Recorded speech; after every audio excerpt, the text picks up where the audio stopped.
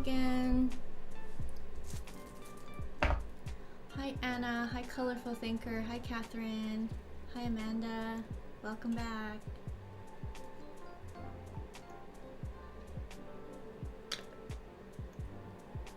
I got my lemon tea. I had a good lunch.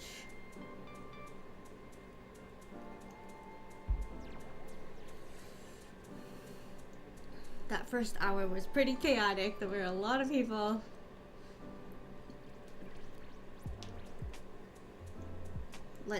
I'm gonna try to sew more than one book per hour.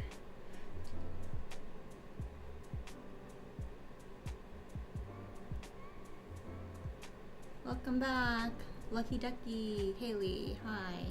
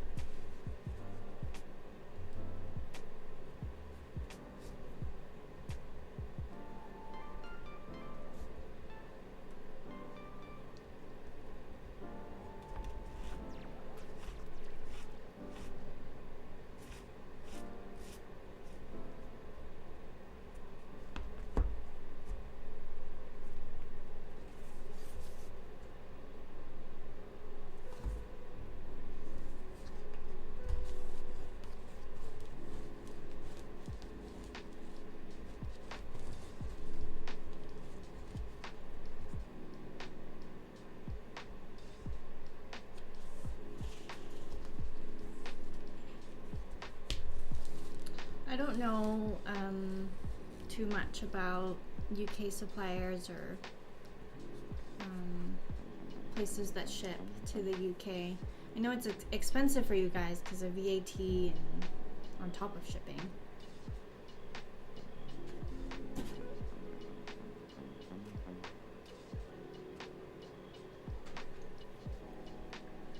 Curious with self-employed work, what do you have meetings for in general, not necessarily the one you just had?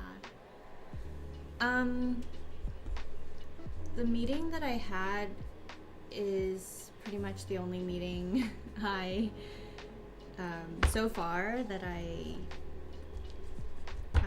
attend. A fellow bookbinder decided to get together with a few other bookbinders every few weeks to just share like what we've been up to and what our goals are, just to like create a bit of a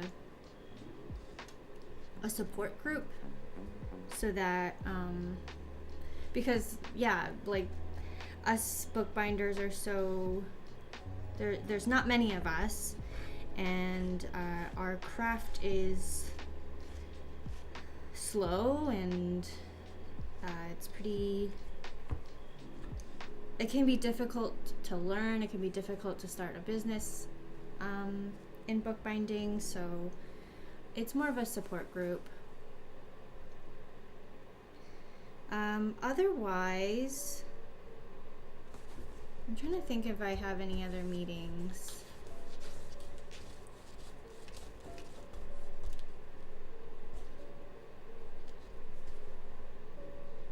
I don't even meet with my YouTube sponsors. It's all through email. I want to do more collaborations with artists, so that's probably another set of meetings that I would initiate with artists, but that's further in the future. I haven't started anything yet.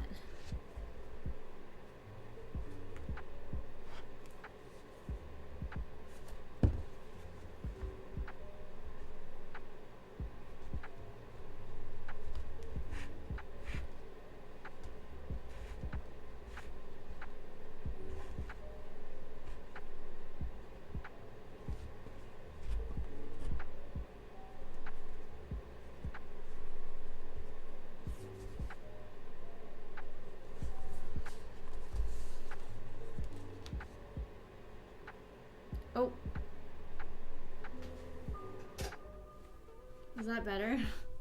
I think it's because I have the heat. I had the heater on.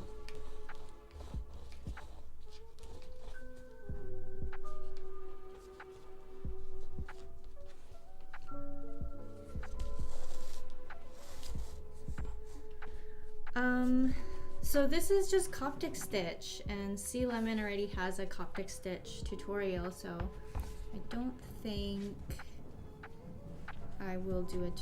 I will do a video tutorial.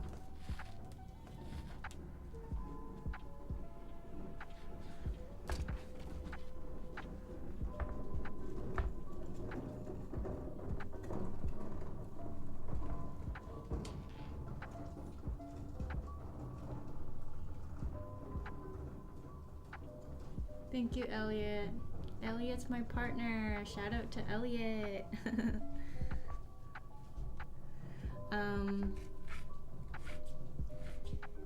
What about really thick, sturdy, stiff cardboard?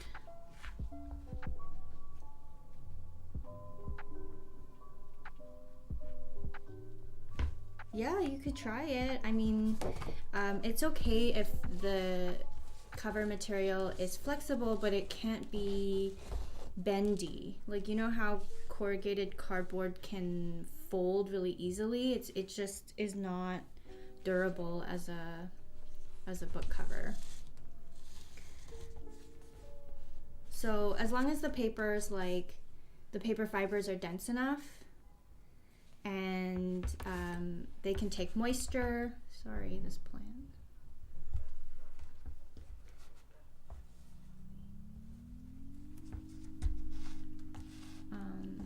Yeah, you should be fine. But look up chipboard in your area. That's usually the most affordable book cover option, chipboard.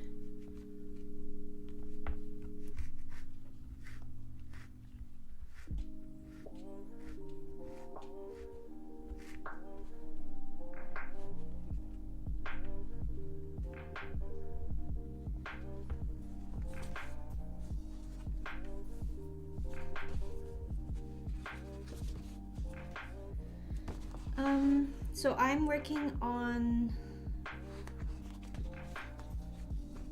I want to release a collection soon. I'm in the designing phase right now, and some of the materials just are taking a while to arrive, and I'm testing them, so I've like changed my mind about certain things. So I was hoping for a Lunar New Year release, but it's a little late now. So I'm thinking of hopefully by the end of this month or early March.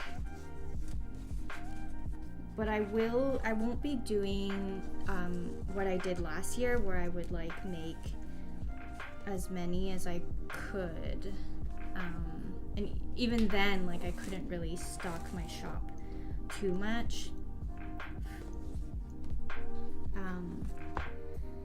So I think I'll be taking pre-orders, and these books will be more of my original designs, whereas last year I used a lot of decorative paper. So things are gonna look a little bit different with my shop this year, but so I'm working out the kinks right now, trying to design a new collection.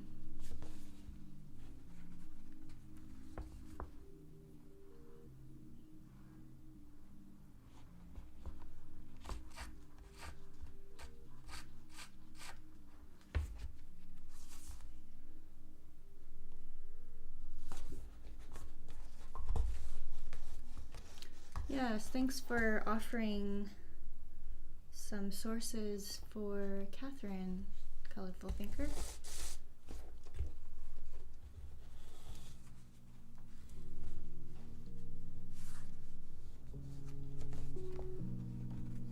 Oh, I love that you're using bookbinding pamphlet stitch to bind the pattern.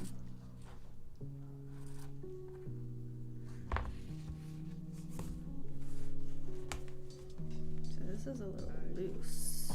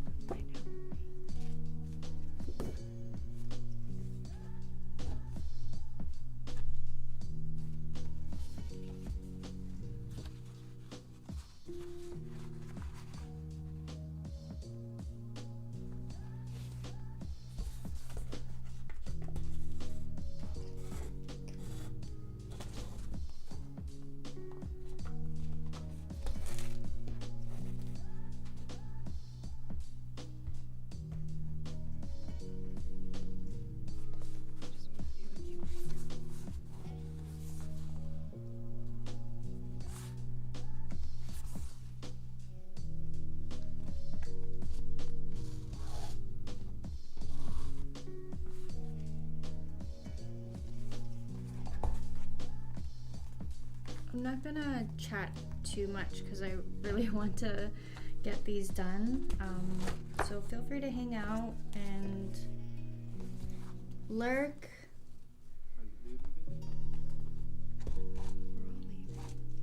Chat amongst yourselves. You can keep asking me questions.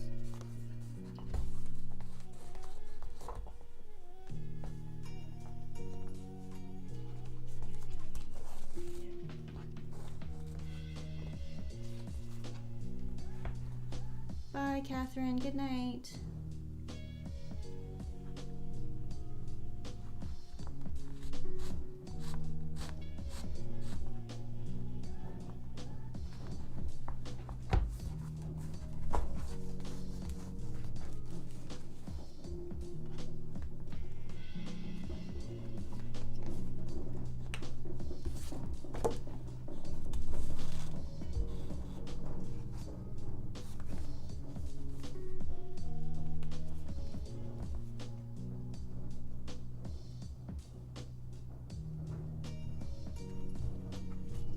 Grain direction needs to run parallel to the spine. With Coptic binding, it's like not too much of an issue if you mess up with the grain. But with other bindings where you need to glue the text block and especially if the covers are cases, like one continuous cover with a flat back or round back spine, it's important to have proper paper grain so that the paper essentially needs to sit together comfortably. I'm trying to think of an analogy.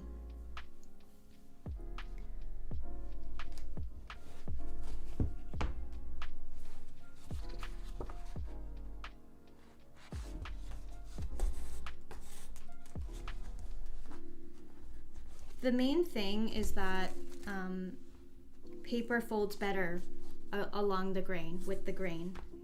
And so when you open and close books, you want those fibers to run vertically so that the book can open and close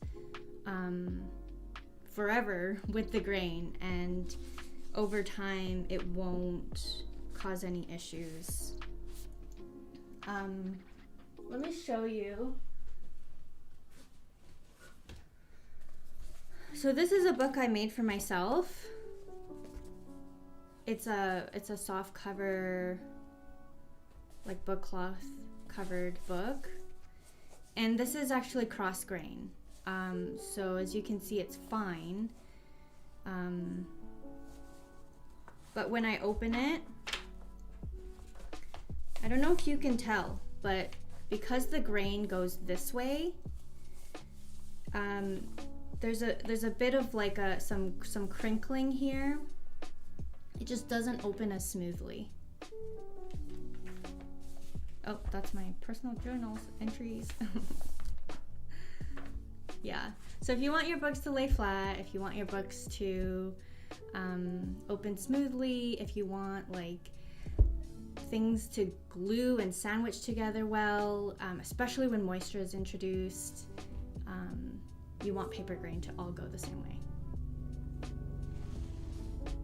Yeah, go to Daz Bookbinding for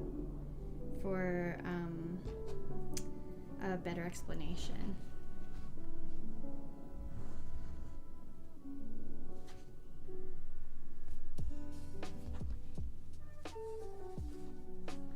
Oh my gosh.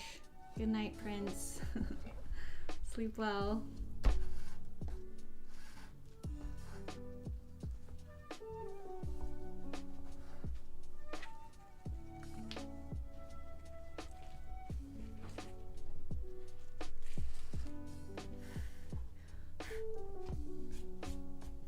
Honestly, because I'm just not like a researchy person. I just need to know just enough information to get started on a project. I embarrassingly only really figured out paper grain last year, and so I'm like still getting used to talking about it, but I definitely have the hang of it now. It's just because I've been doing Coptic stitch for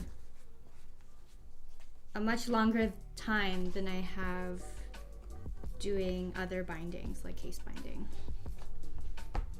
So it really starts to matter when you start introducing glue to the spine and you start creating cases, hard cases for your books.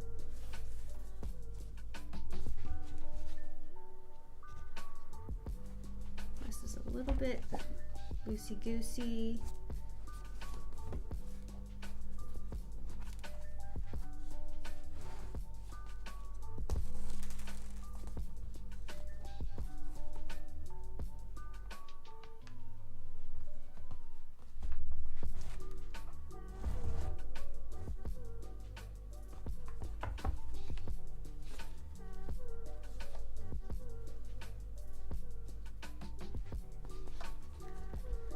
Paper grain still matters. So if you paper grain for Coptic stitch still matters.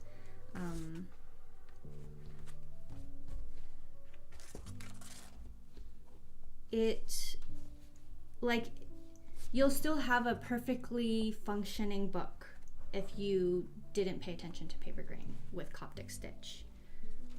But you just may come into more issues with other bindings.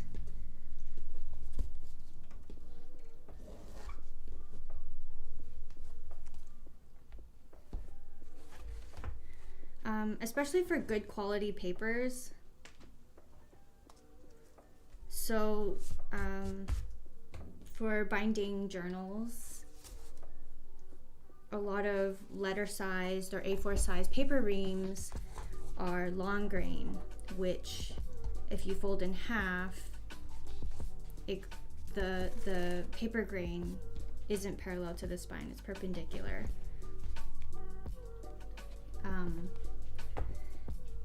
And unless you buy 11 by 17 paper and cut that down in half, there's virtually no option for short grain letter sized paper. So that's annoying.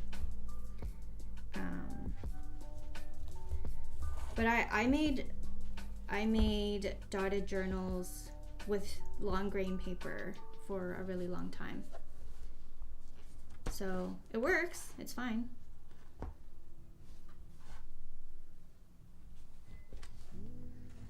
The thing about the paper I used is it was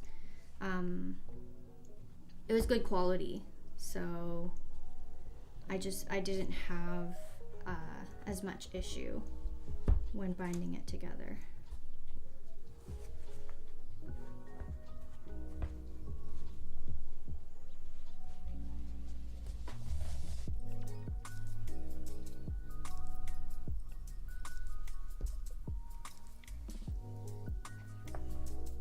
I would check out for bookbinding supplies if you're in the States or North America. I would check out Tallis or Hollanders, since they're one of the biggest bookbinding suppliers.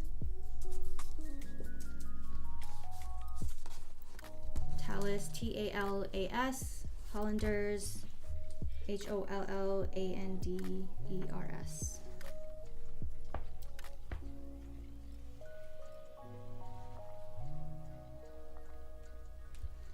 Otherwise, definitely check out Amazon or Etsy if you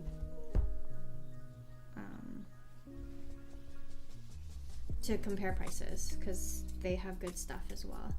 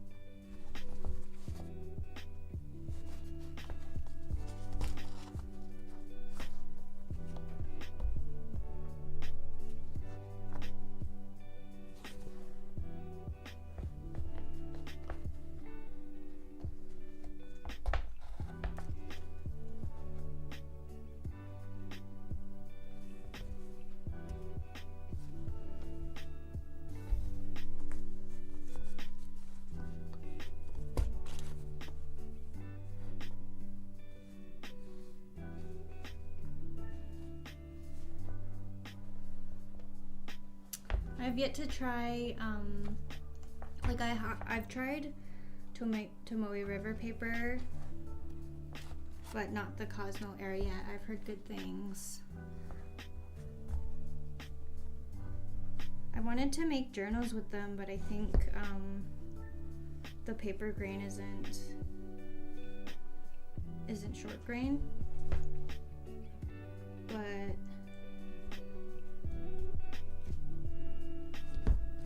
I also have had good experience with Neenah, like the brand Neenah,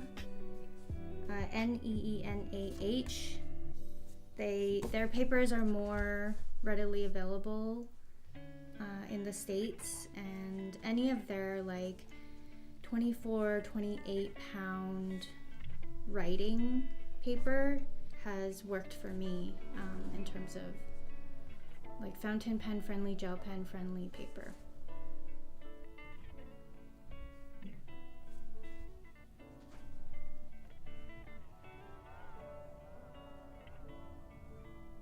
Cool, awesome. Fiber and Craft, welcome.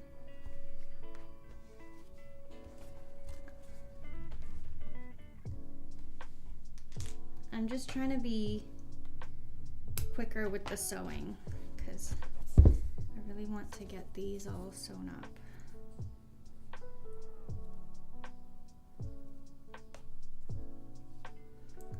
But yeah, I really want to understand Japanese papers more. They're just so good at making paper, like thin papers that take ink really well.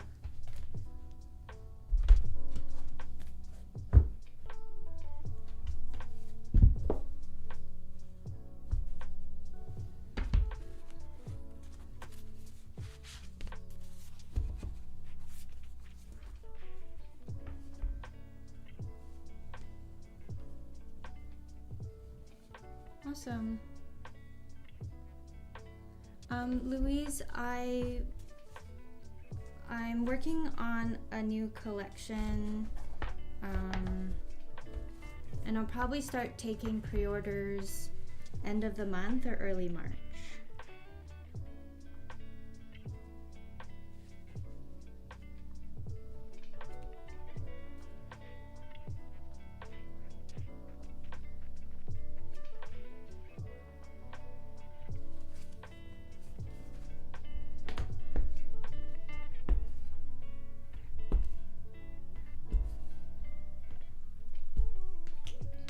Nicholas, how was binding with Tomoe River?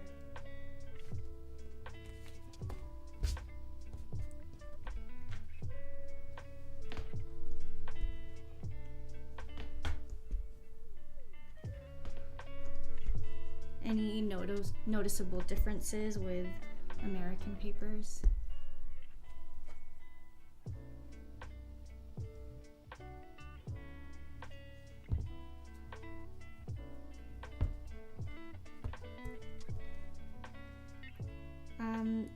These papers are like faux, I would say faux decolletage because they're, I teared them with a ruler.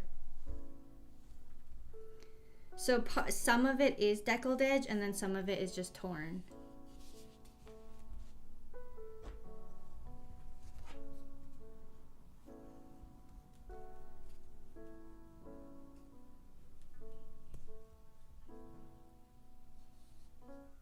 Thanks, Tamara.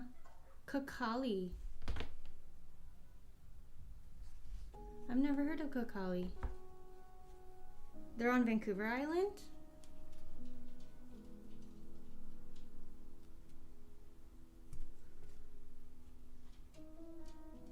Oh, that's awesome.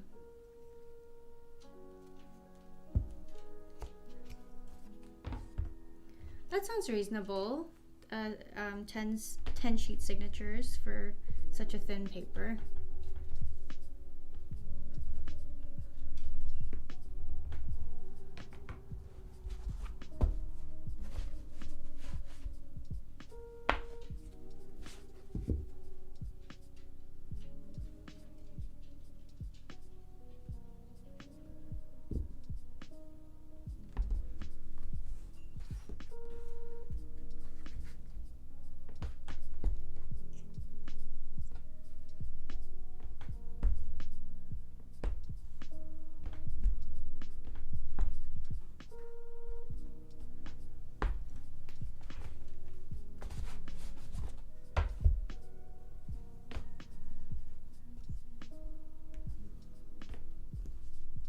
Oh, Granville Island.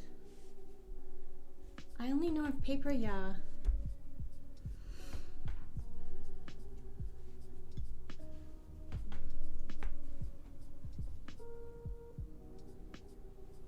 Oh, interesting, yes. My hands have been so dry this winter, and so when I apply lotion, I only apply it on the top and then do this to make sure my fingertips are oil free for the papers. So only my the top of my hand is moisturized.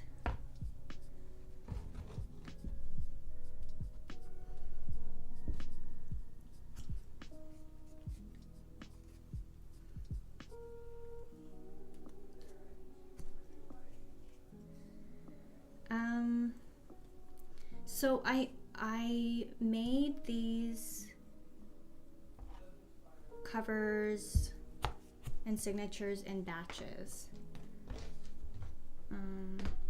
A few days to make cover, make book cloth, so a few days to make the covers, and then a whole day to rip these signatures from large sheets of watercolor paper.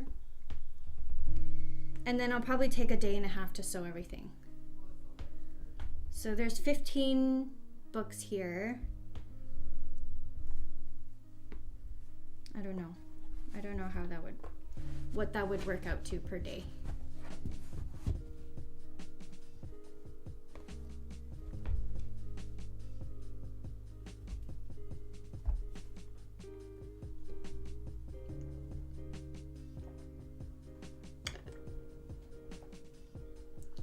I think gloves will just get in the way.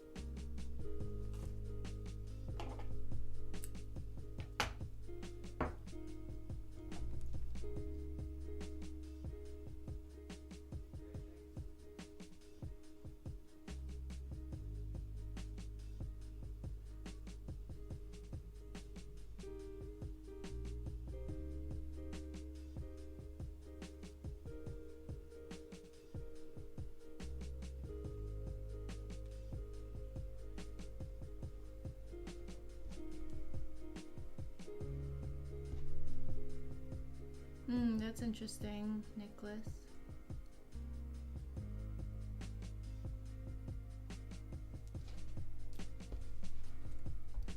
Welcome, Brianna. That's awesome. Take your time. Your first book might not be as pretty or beautiful as you'd like.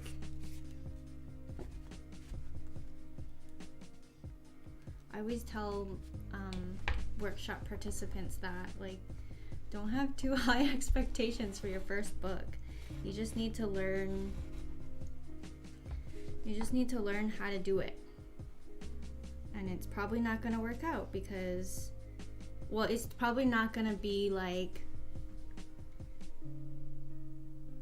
the best, like an ideal book, because your thread tension is going to be a bit off, and you're just like learning everything for the first time. So just take your time, and your skills will improve as you practice.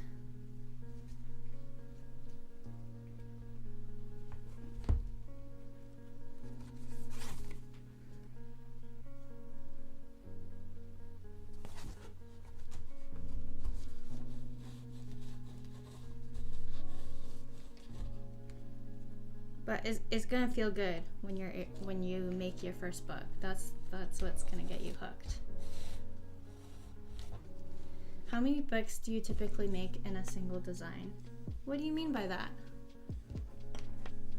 I mean, like, if I design a book, how many copies will I make of it?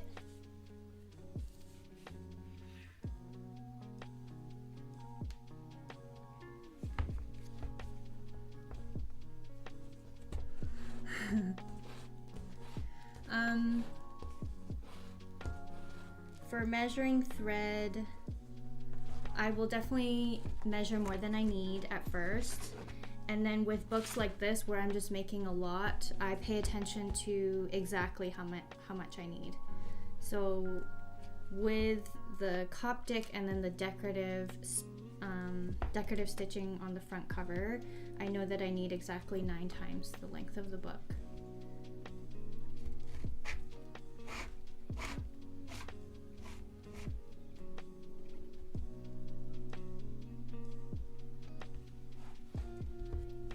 Yeah, the 15 is because the illustrator who commissioned me to make these asked me for a specific number. But in terms of designs for my own designs, I haven't really figured that out yet, honestly, because last year I was working with decorative paper and I essentially made one-of-a-kind books. Like, each book looked different, and I would list one at a time on my shop and sell them. There would just be one of each design. So this year I want to get more into making collections of one design with just a few variations and making a bunch of those. And I'm thinking, I haven't really calculated how many I'd like to make, but with this upcoming collection, I have 4 different book cloths, 4 different colors, and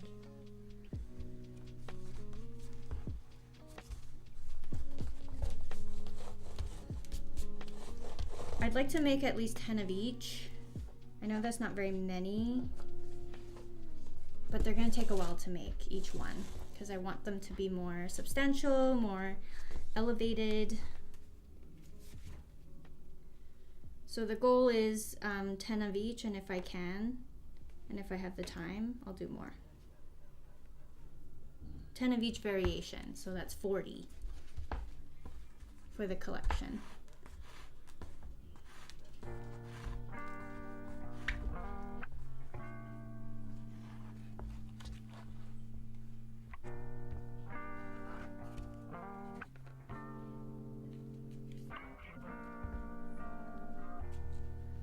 That's great, colorful. That's perfectly fine.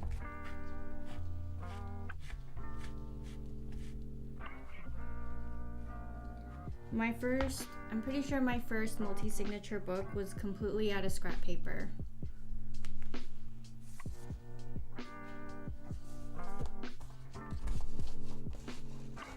Is it okay to use normal sewing thread? If I had beeswax, would you recommend waxing my own thread, or would it be too thin? It would definitely be too thin.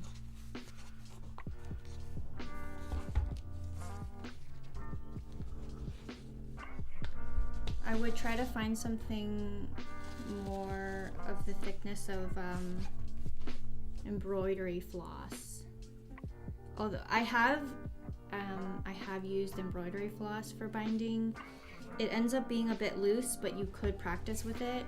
Also, what I don't like is the threads fray, right? Because you could separate the threads in the floss. So it's not ideal, but you could practice with it. The other thing that's available is beading cord. Beading cord is usually waxed. So you could find that at pretty much any of the major craft stores.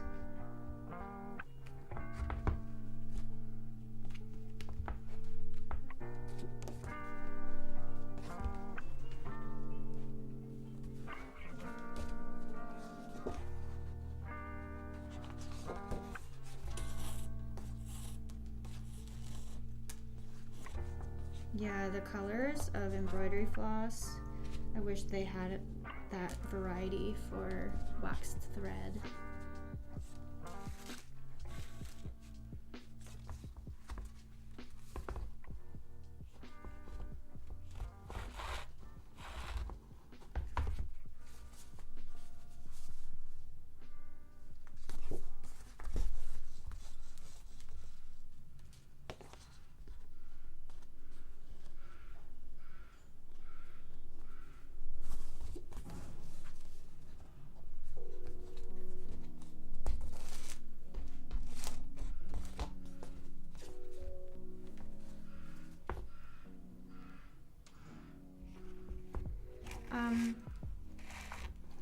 I've heard that you could wax your thread with a candle. You could try that.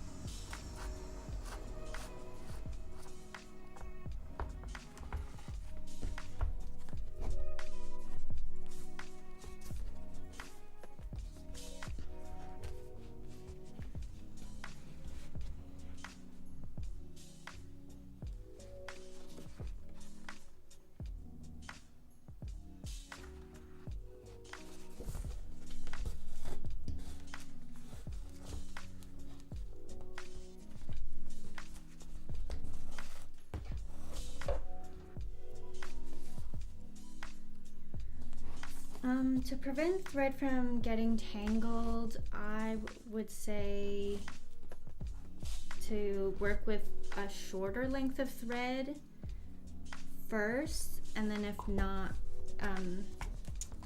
but otherwise, like, I definitely get tangled too, but what I do is just keep my finger hooked while I pull so that it doesn't get tangled.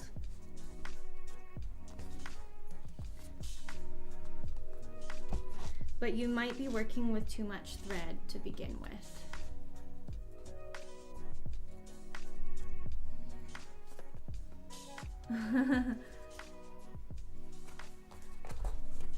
Wait, what comes up, Amanda, when you search that?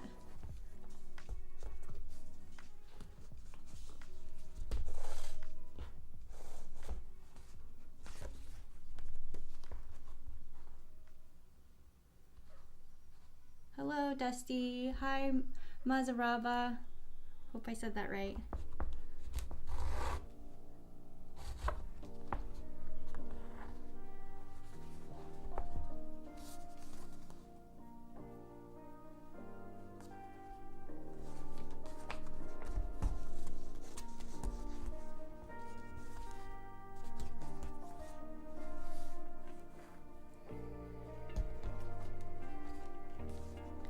Yeah, bookbinding isn't as mainstream as I'd like it to be, which means that the materials and tools are hard to find. You probably have to be really creative with your tools.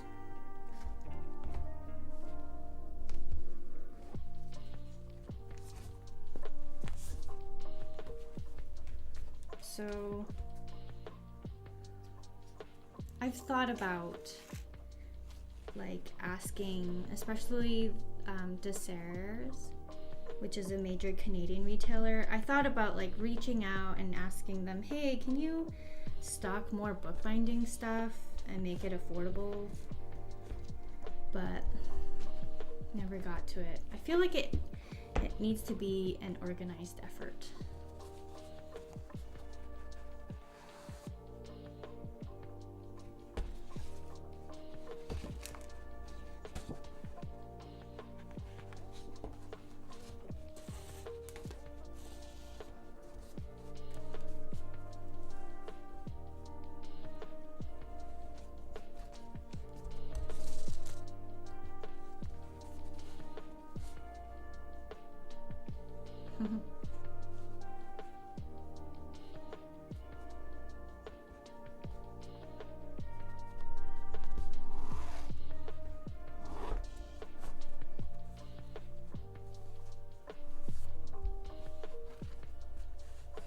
Got it, Amanda.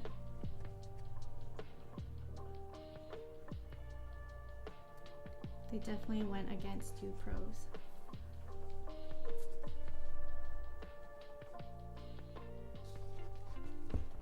Took me a while to understand what you're saying.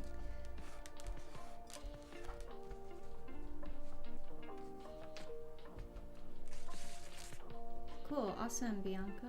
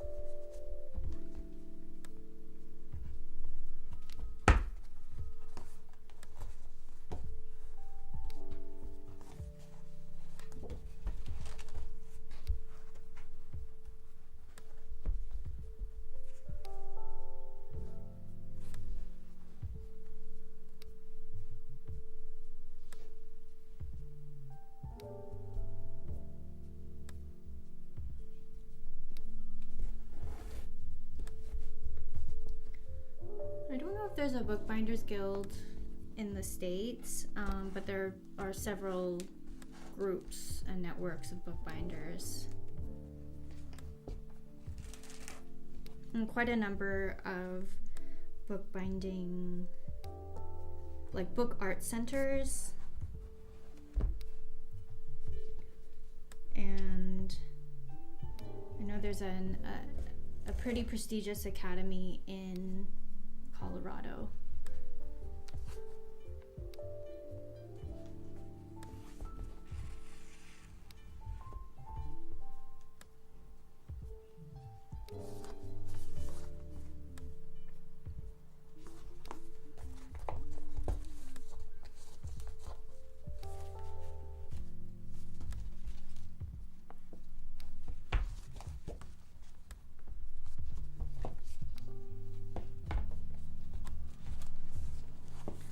I would love to come up with, bye Yezi, good night.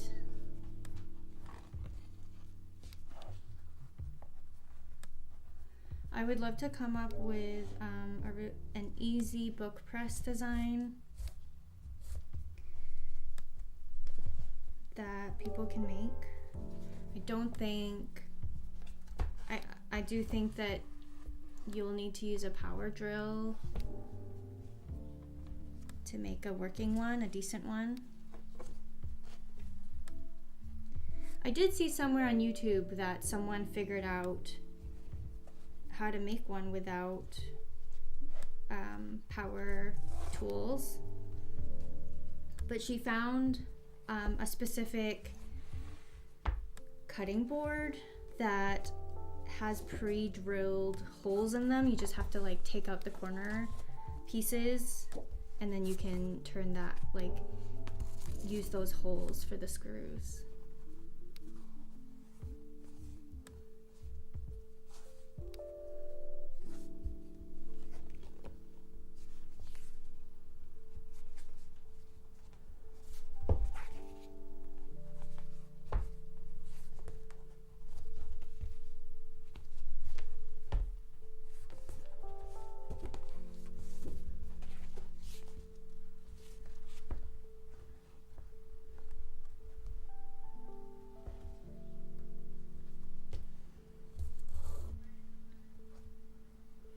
This is so much more fun than doing this myself.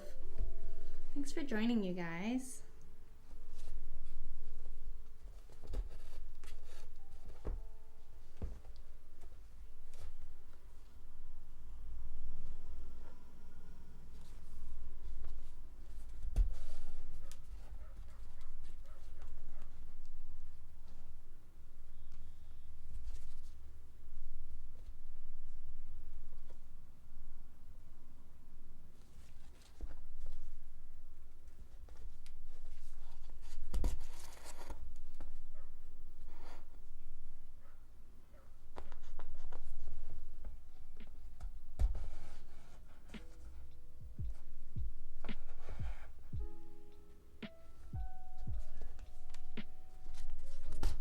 Oh, that sounds awesome, Nicholas.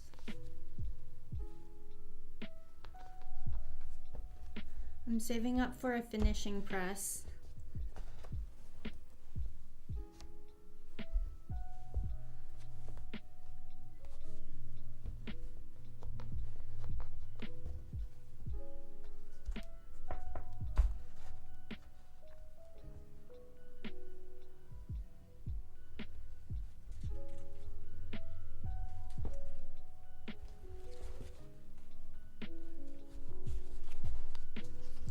Yeah, making a press yourself is not hard to do, but you do need some power tool knowledge, which can be scary for people who haven't used it before.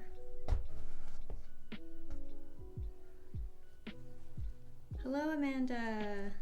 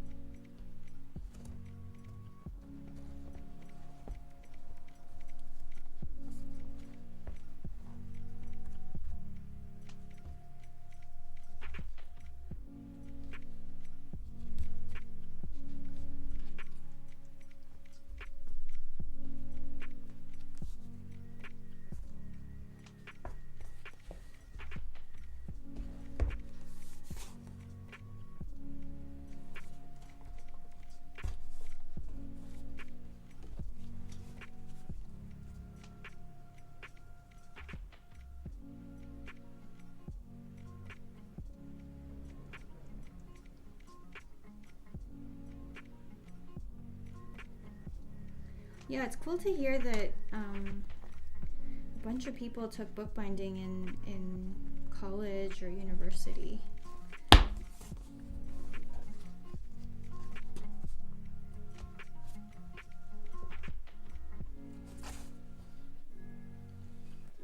But when people mention it, it always seems like an elective for them. It's not really like a focus.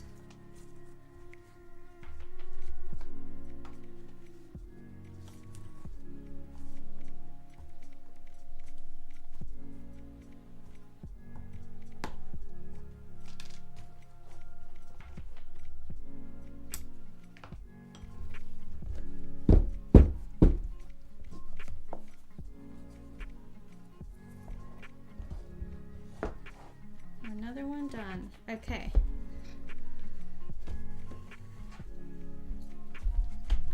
Three down, 12 more to go.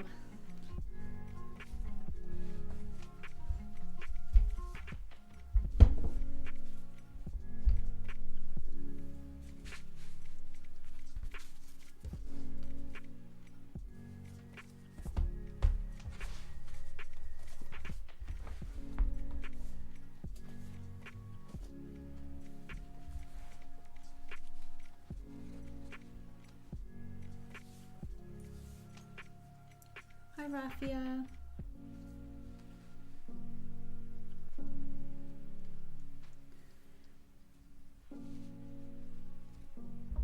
Yes, thank you.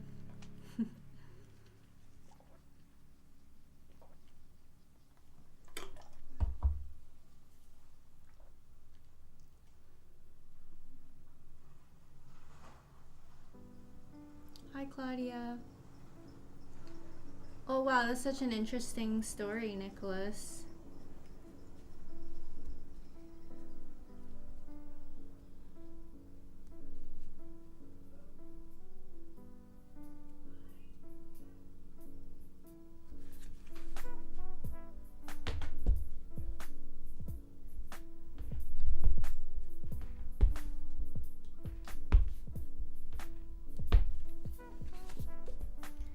It seems like there's a lot of bookbinders in Brazil. What's that like?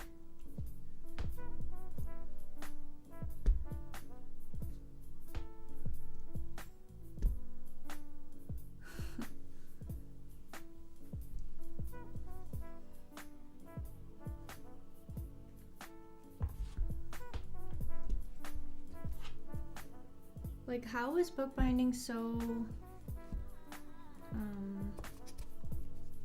I don't know, just from my impression of Instagram, and like there's a lot of bookbinders who speak Portuguese, so I just assume that they're based in Brazil, from like the putting the puzzle pieces together. So it just feels like it's mainstream, but I don't know what it's actually like.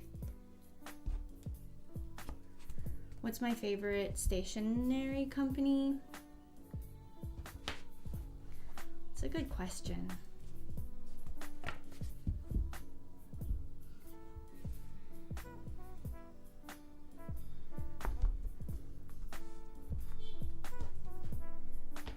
I don't think I have a favorite.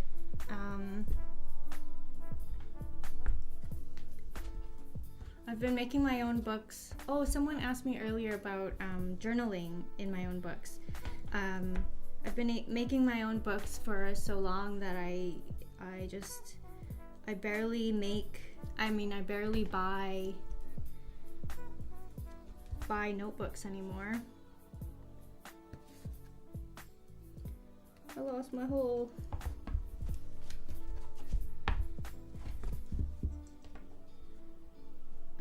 but I do love East Asian designs. Japanese, Korean.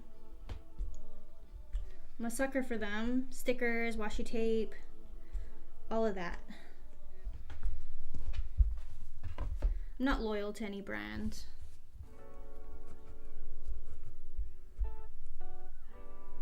Oh, bullet journaling. Hello, Tone. Is that how I say your name? Tone.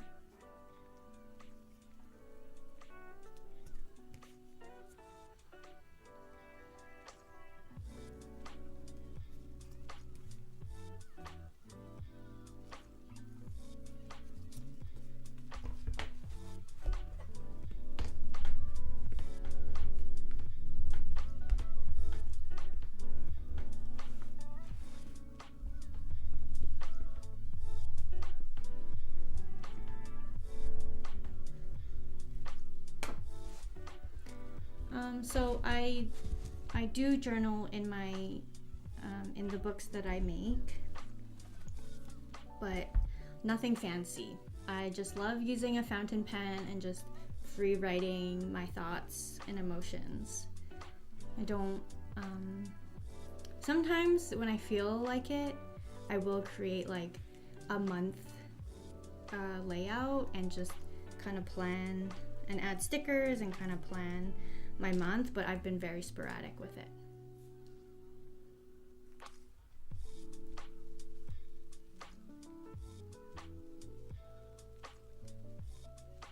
Hi, Soul.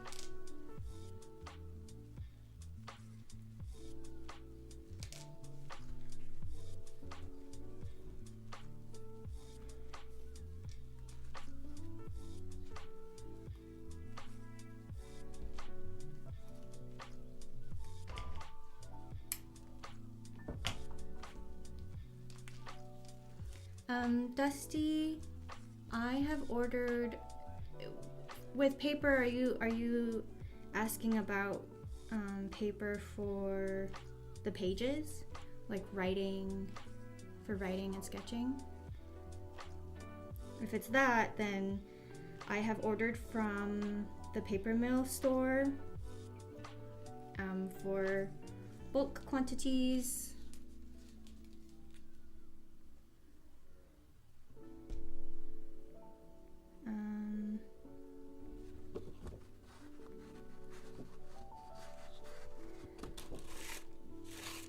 Where else have I ordered from?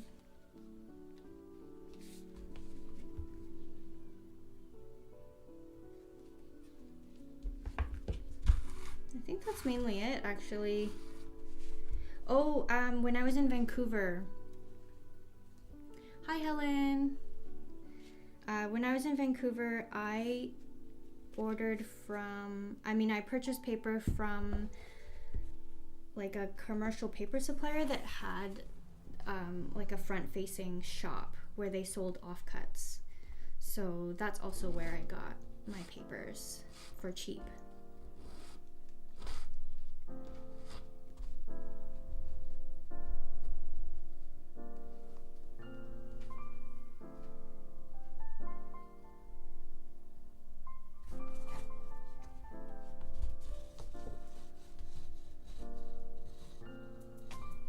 Oh, Tonette.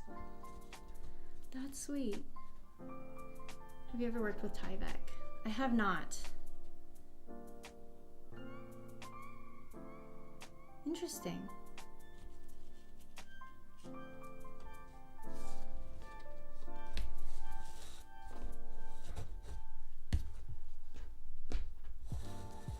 I've got to check out Tyvek. The home wrap stuff? Like, do you get it at the hardware store?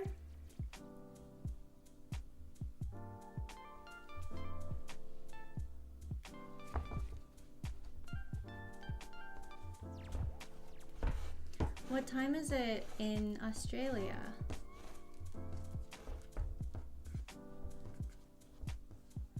Hi, Ray Kane.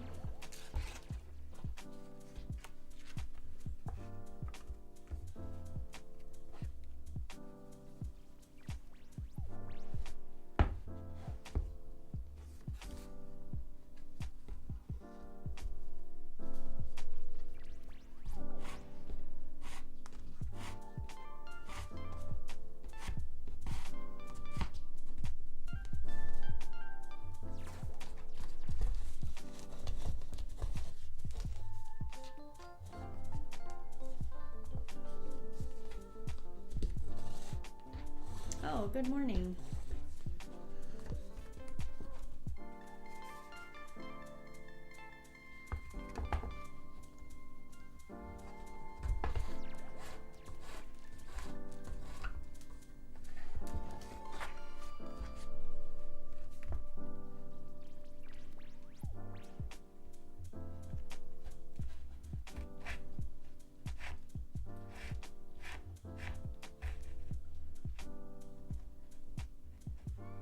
There it is, getting a bit tangled. It's because the thread is a bit twisted. So when it gets twisted, I'll just straighten it out. And keep going.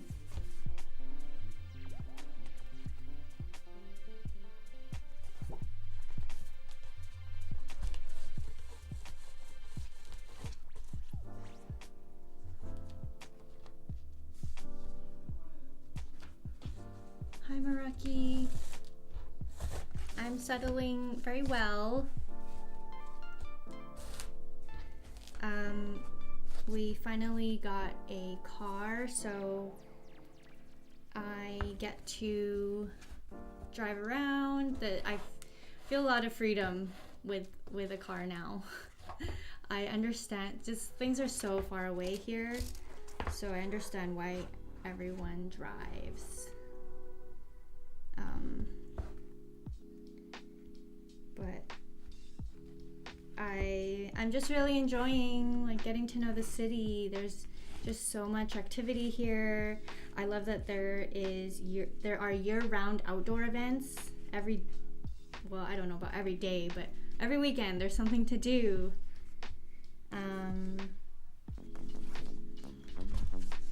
There's a lot of like what I appreciate is are the cultural communities. So there were a lot of Lunar New Year events, and I missed most of them, but I did get to attend one, and that was awesome because I'm not with my family this Lunar New Year, and I just missed being with them and celebrating. So once I saw the lion dancers, I was like, yes, this feels good. This is home. And like hearing the language and seeing Chinese seniors like line up for random stuff, like free stuff. I love it. There was like a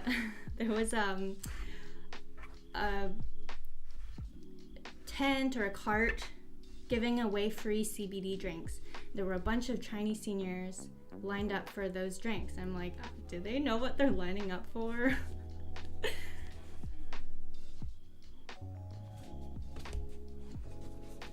It is not hot yet. It's been raining a bit.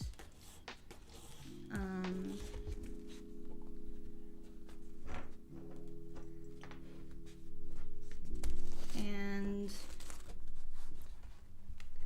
I'm sure, like, I don't know if anyone else here is from LA, but we got a notice that the gas bill prices are gonna go up. So immediately we turned off the gas heat, the main heat, and turned on our space heaters. So it's actually been quite chilly inside.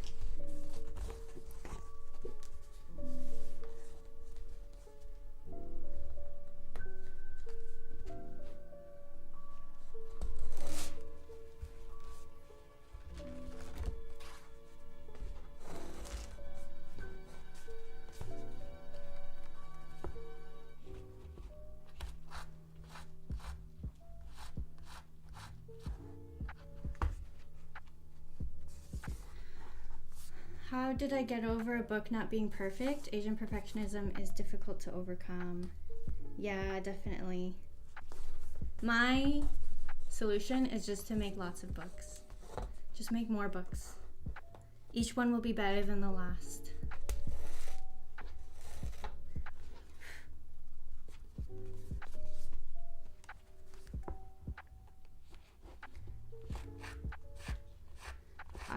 I'm a recovering perfectionist, so the inner voice to be perfect or achieve perfection isn't as strong anymore.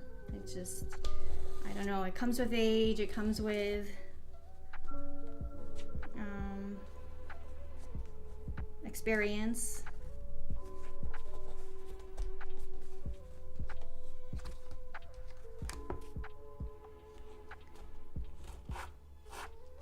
So just take each book you make as a learning lesson, like you're teaching yourself, right?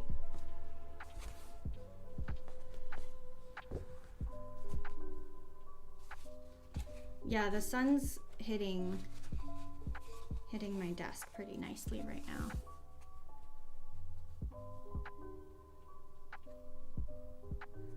Thanks, Yugen. Welcome.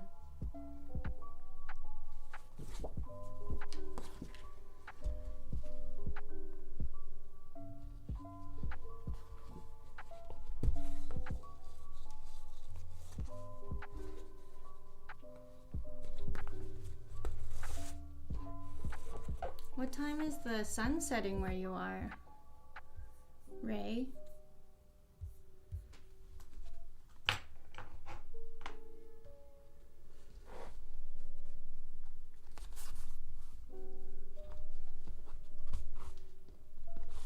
In Vancouver, it would set at,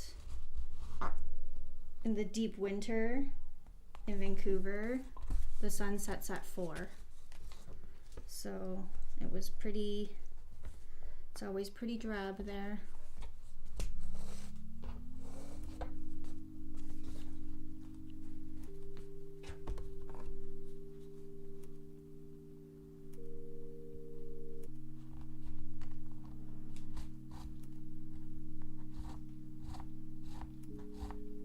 Whoa.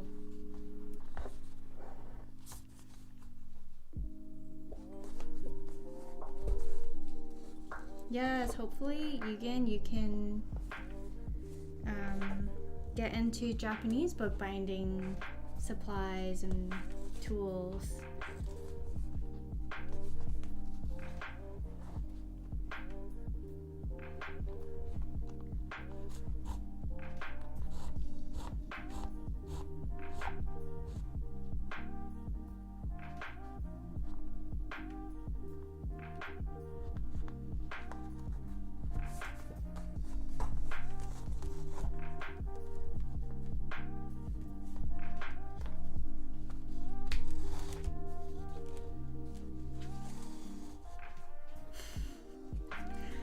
Marcelo coming in. Brazil!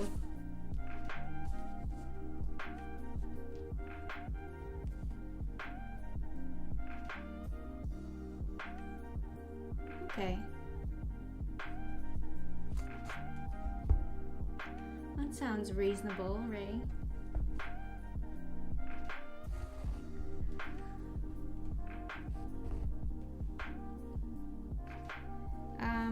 I will stream until I'm tired of talking.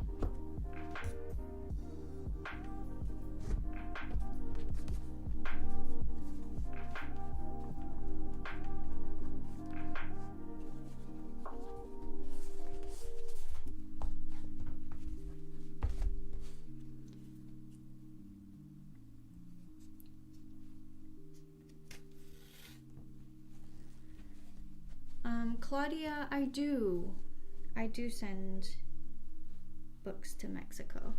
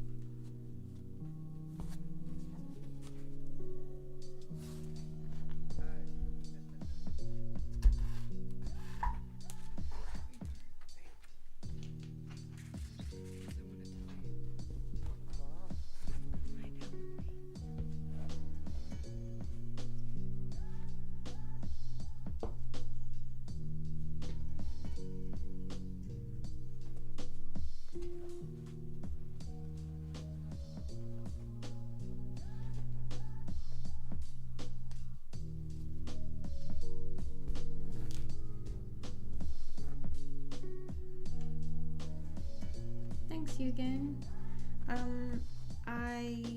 I'm working on a collection now. It's I have to work out a lot of the design kinks, but I'm aiming to take some pre-orders in late February or early March.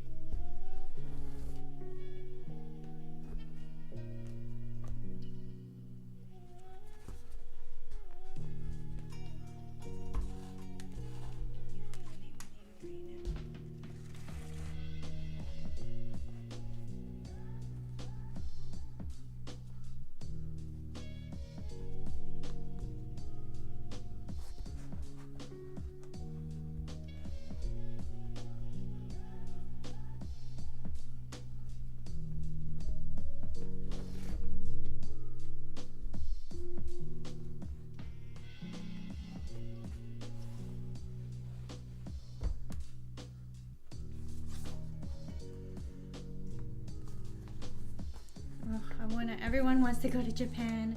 I want to go to...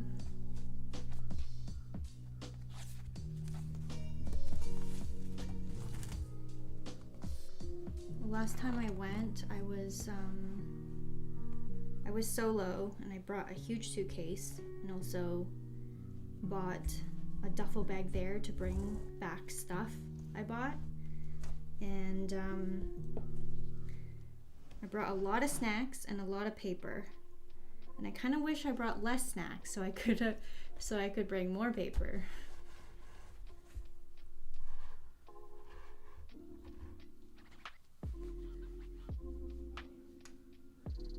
My dog's name is Lucy. Hello, Legends of the Rift. I am not doing custom commissions.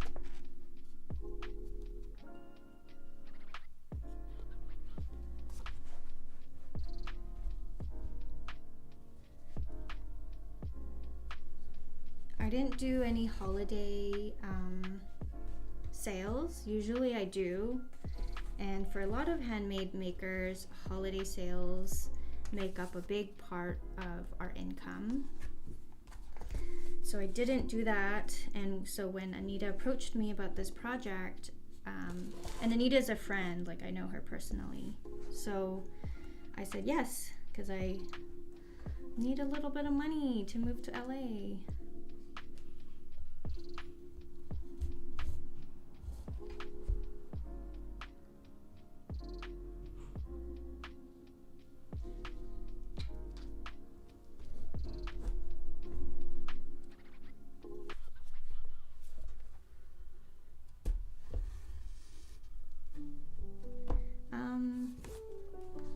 In Canada, we learn French in school, but oddly, it is France French, not Quebec French. And so I learned later in life that if I went to Quebec, I would not understand their French. But I don't know any French anymore. It's all gone. Ah!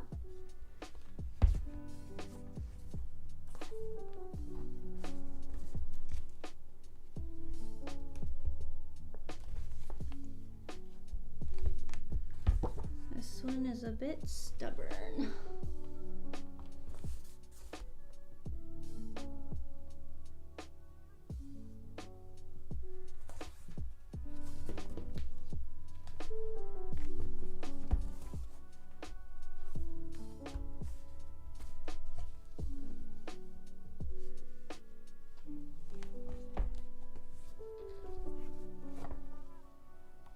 Thanks, Claudia.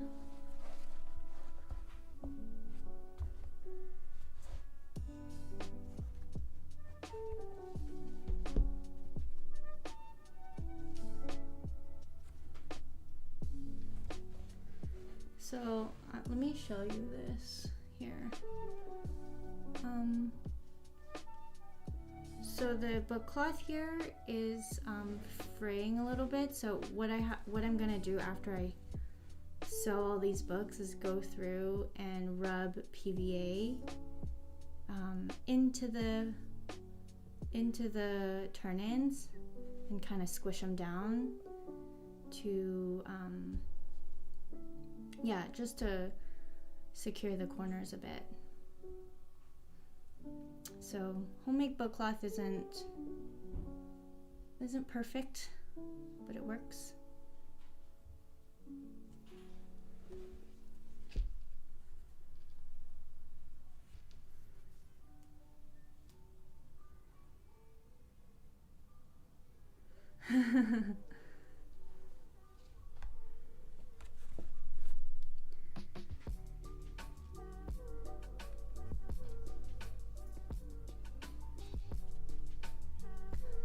Yeah, I really wish it's not like Spanish here. Like, I wish I knew Spanish because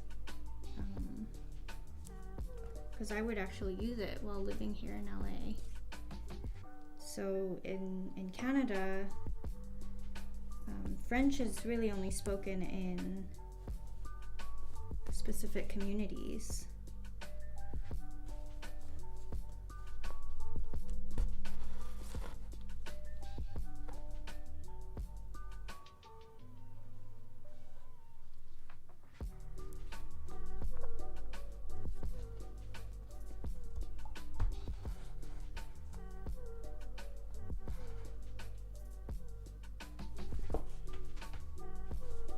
Yeah, that's true, Ray.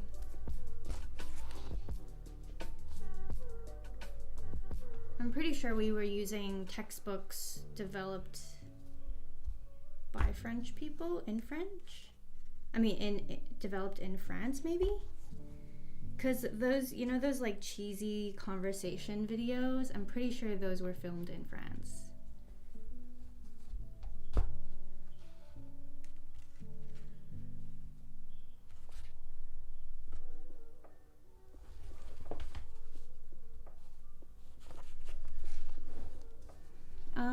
I haven't tried staining paper with tea yet.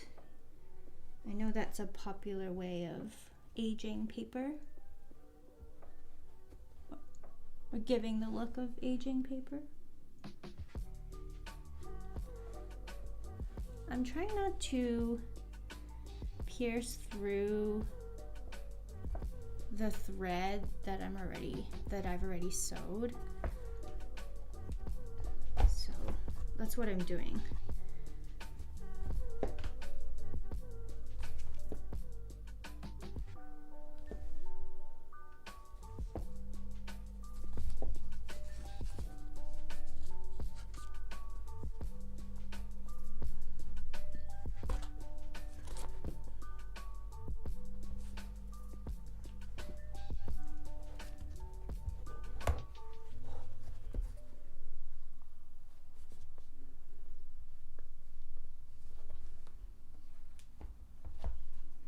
What recommendations do you have for and against different materials for the book cloth? Can you use anything? I would stick to like something with cotton, just because it's usually, well, it's widely available, and then it's usually got like a tighter weave. So I would go with a mid-weight fabric with a tight weave and non-stretch. When your book cloth is stretchy,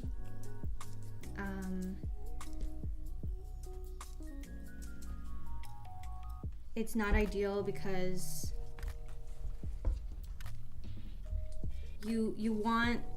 it's just too much variable. It's too much of a variable when you're wrapping the cover.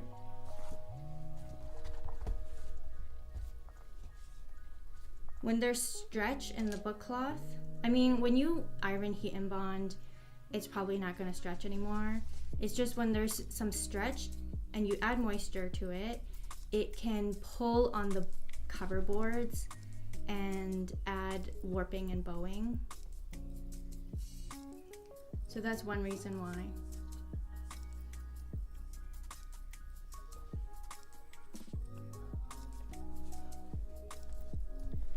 But like quilting, what they call quilting cottons are nice because there's so many, it's like an infinite amount of patterns and colors of quilting cotton.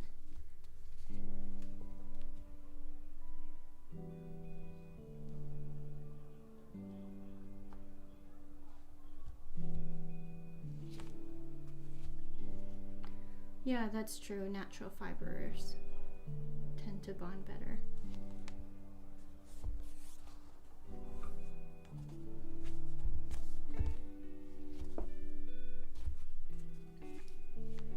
For some reason, this one has been a bit more difficult to tighten the thread.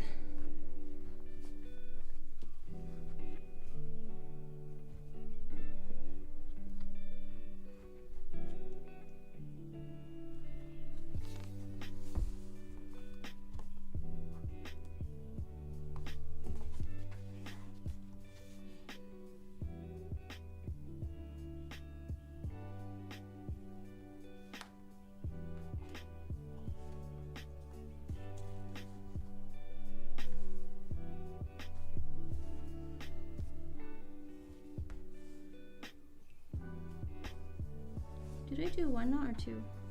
I think.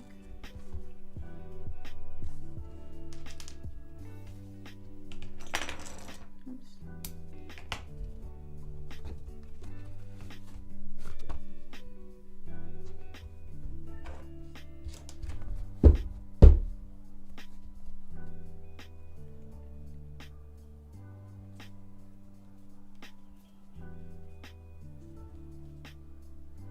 I mentioned earlier, but this is a linen cotton blend fabric. Linen adds some texture to it, which I like.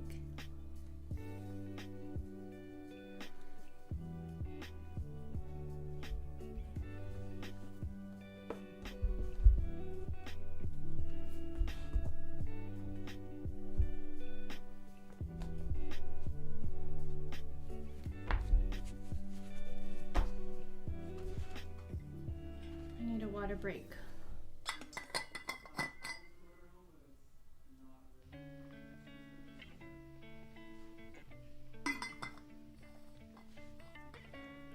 Lucy's hanging out with Elliot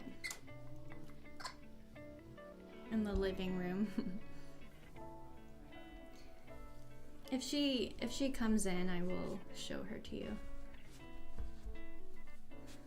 Do I have a favorite book I've made?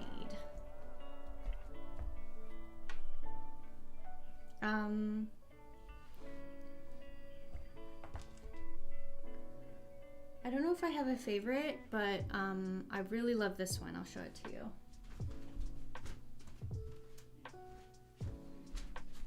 I have this on display on next to my desk, and I love it because it combines my love for knitting, embroidery, and bookbinding, and it just looks so cozy and cute. It's like looks like a little ice cream sandwich too. So it is functional, but I like to use it as a display piece. I love fiber art, and I want to learn more about it. And yeah, play with it more, and then try to incorporate it in bookbinding. Put it right here.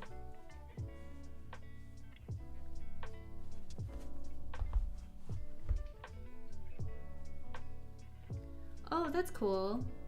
Polymer clay cover. That's cool.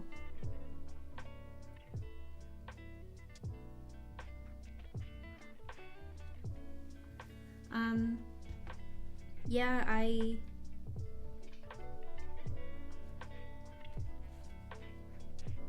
in the bookbinding world, I love seeing the books that are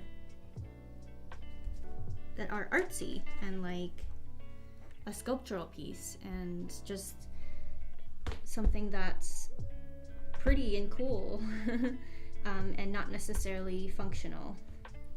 So I kind of have to make every book functional because I kind of feel like what's the point, but there are books that I will leave blank and just use them just use them as, consider them an art piece.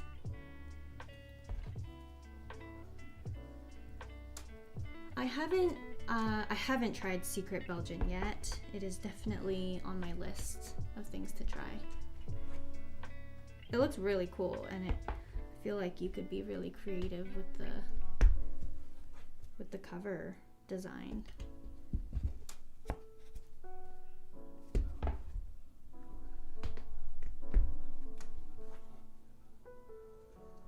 Thank you.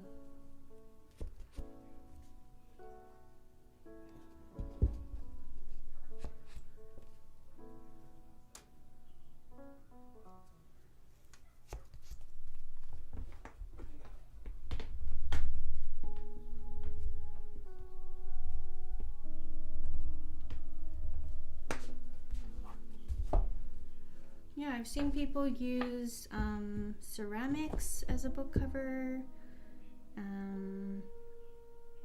wood,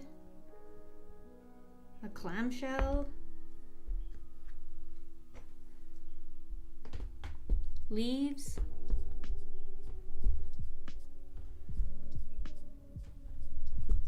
matchboxes.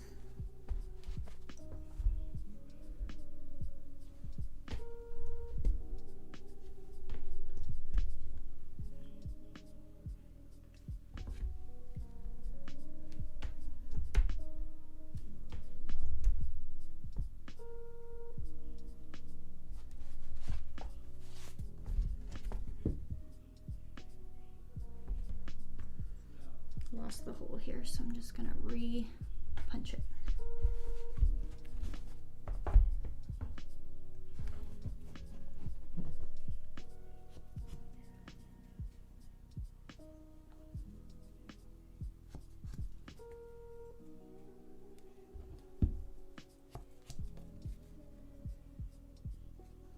Thanks for hanging out, you guys.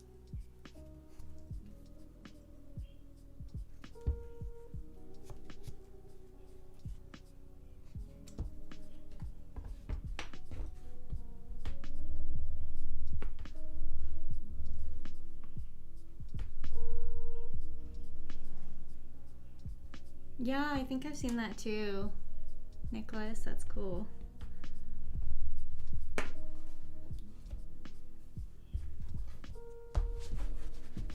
So wild.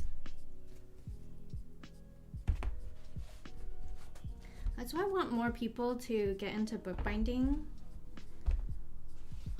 so that people can just come up with and share amazing ideas like that.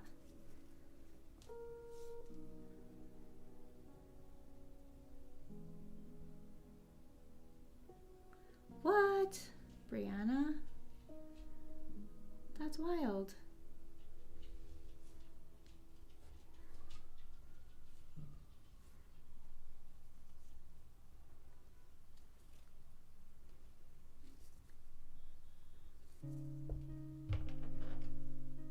That's a first. That's really cool.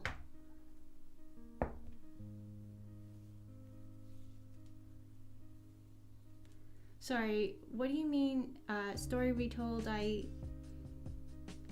What do you mean, what are you doing in the last step? I wasn't following. You mean this? When I was like rubbing the bone folder down?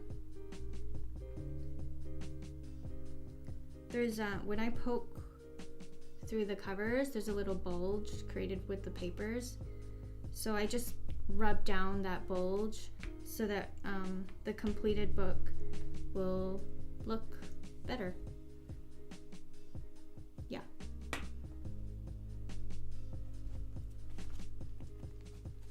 It's more of an aesthetic choice.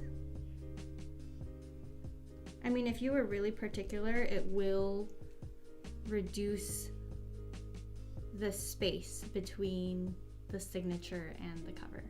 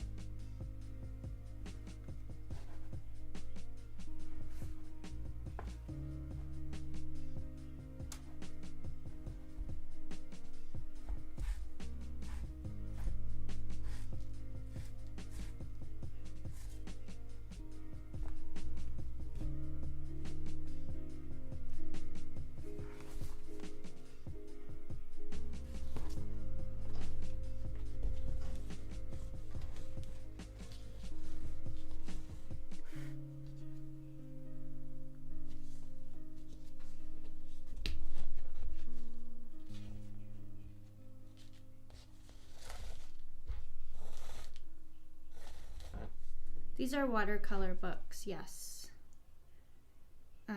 The difference is that there are half the number of signatures than the ones I sold in my shop last year. Since these are going to be made for an illustrator who only needs 12 pages, but my minimum is 4 signatures. So 4 signatures of 2 sheets each makes 16 pages.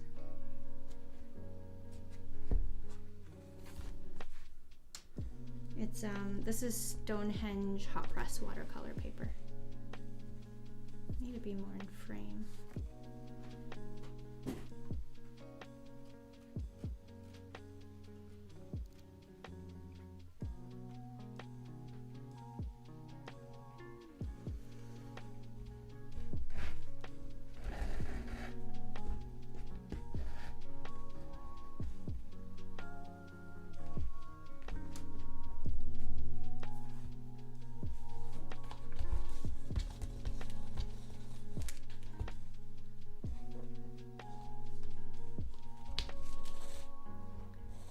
It's 140 pounds, 300 GSM.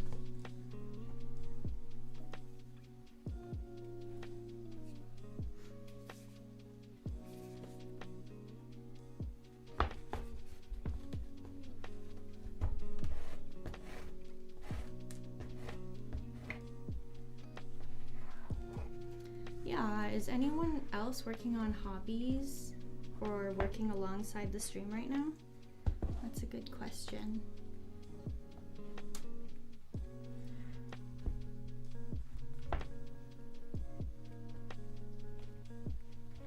I'd say eating is a hobby.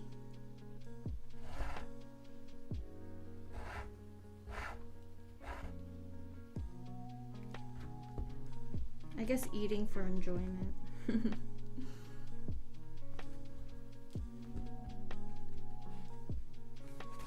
Do you recommend using normal paper for the pages? You could. It depends on the quality and the weight of the printer paper. Typical copy paper is, I think, like 20 pounds. Is it 20 pounds, which is too lightweight for writing. it's just not a pleasant experience. Like, I would just test the paper, like get a small stack and write on it and just see if you like writing on it, if it creates impressions into the back of the paper, which is very common with copy paper. It's really up to you. Like, if you enjoy writing on it, then totally use it for bookbinding.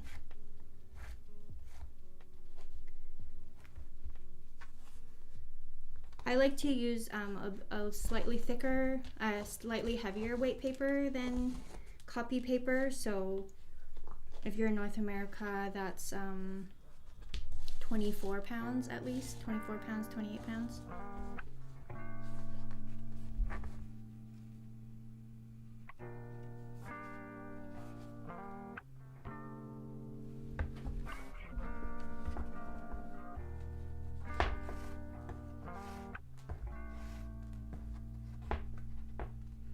Fussy cutting magazine images.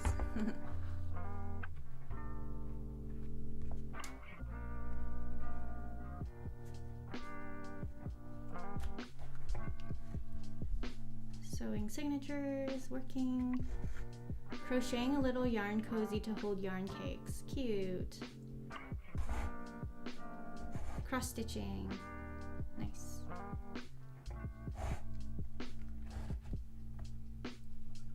Video game. Which video game are you playing?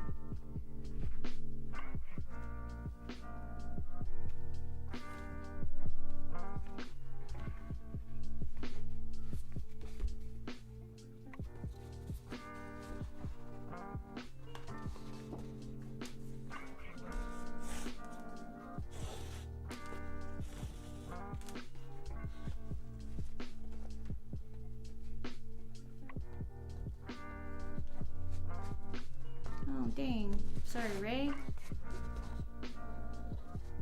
Putting your baby to sleep, then gonna go make some book covers probably.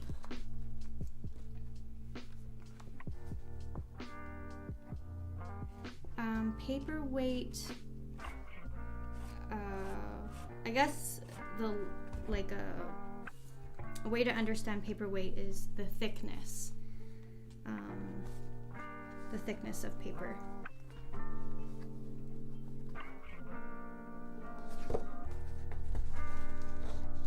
And usually, it depends on the brand and the material of the paper, but usually a higher weight paper, heavier weight paper is better quality. So you want to consider, oh, this knotted up. You want to consider the paper weight when you're thinking about the end use of your journal. What kind of medium are you going to use on it? And then from there, that's how you can decide your paper weight.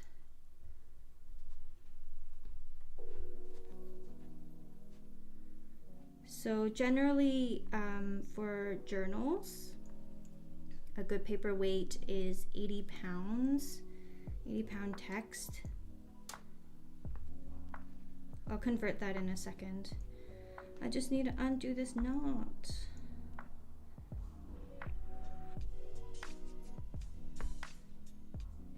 I think, wait, no, I don't know. I don't know the GSM. Okay, let me take this out.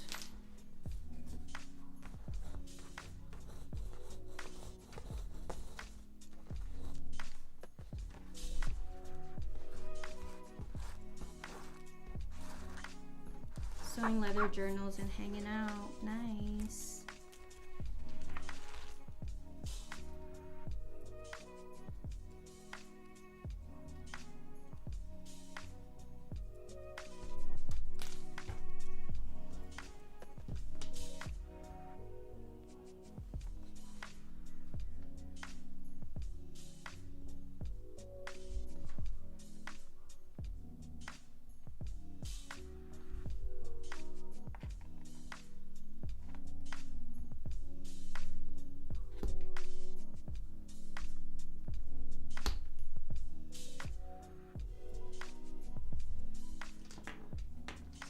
stubborn knot.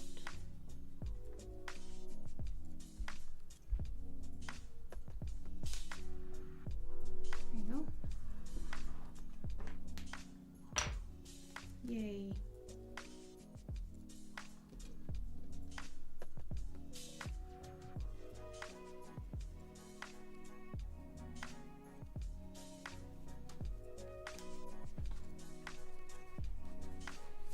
Yes, thank you, Ray. Paperweight affects strength, things like bleed when writing, among other reasons.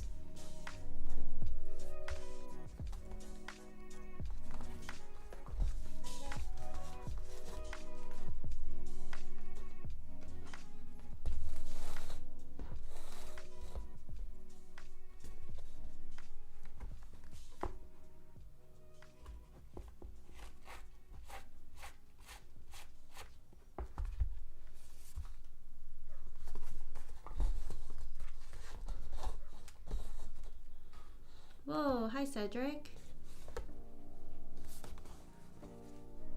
You're marbling your own paper? That's so cool.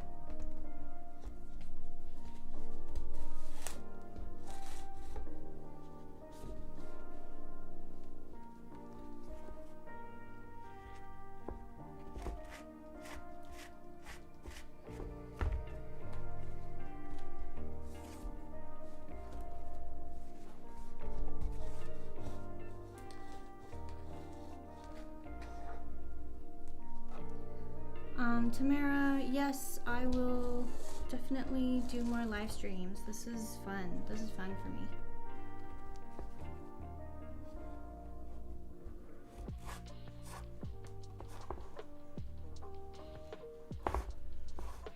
If you guys are interested, I also do live streams on my Patreon for all patrons. And they're more intentional. Like I want to make the Patreon live streams focused on my learning.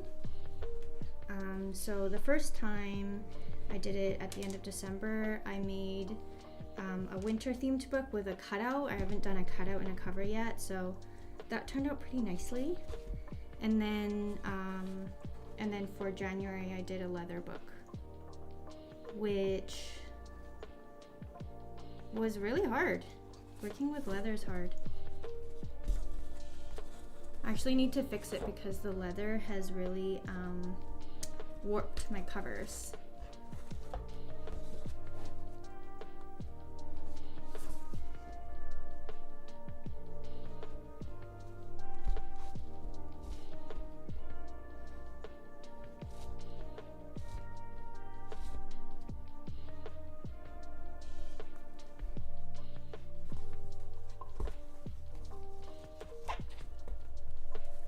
You're welcome, Tamara. Take care. See you soon.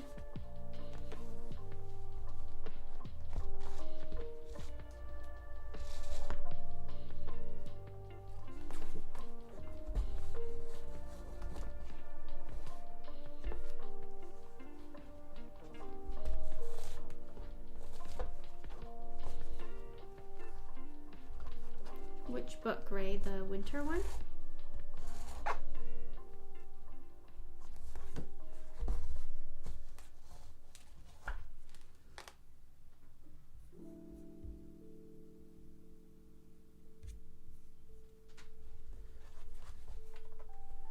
Hey, Teresa. I haven't said hi to you yet.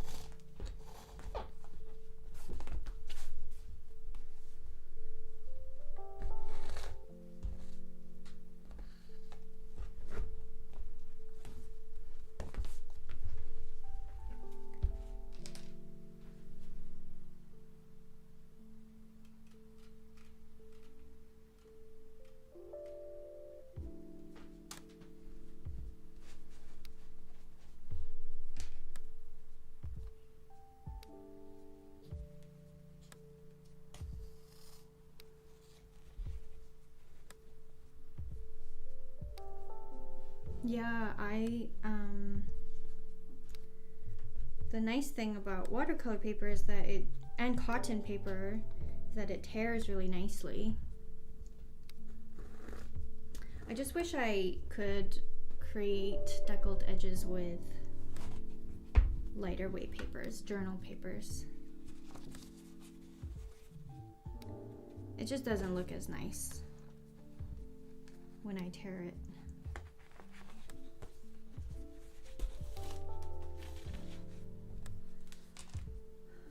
Okay, I need to refill my water. I'll be right back. Everyone else, grab some water or snacks. I'll be a minute.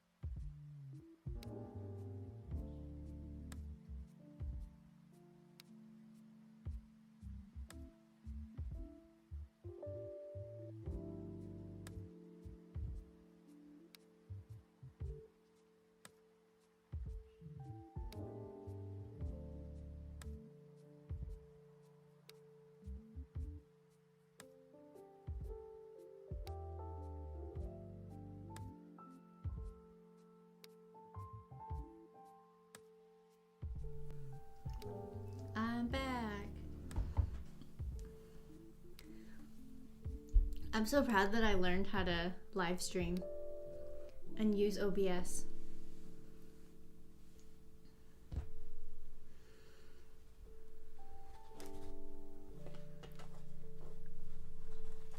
So, hot and cold press paper, people who paint and use watercolor will know better, but cold press is more textured, and I believe it absorbs water more than the hot press ones. Hot press is smoother, so the inks and water just interact with each paper differently.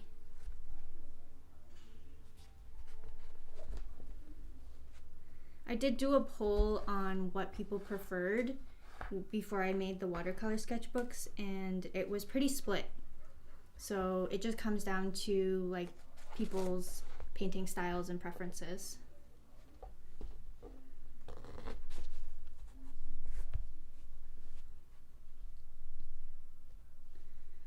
Yeah, the artist chose this paper themselves. They asked for hot press paper, and they said they're used to, well, she said she's used to working with Stonehenge paper, and it's a bit more affordable than like Archie's, for example. So yeah.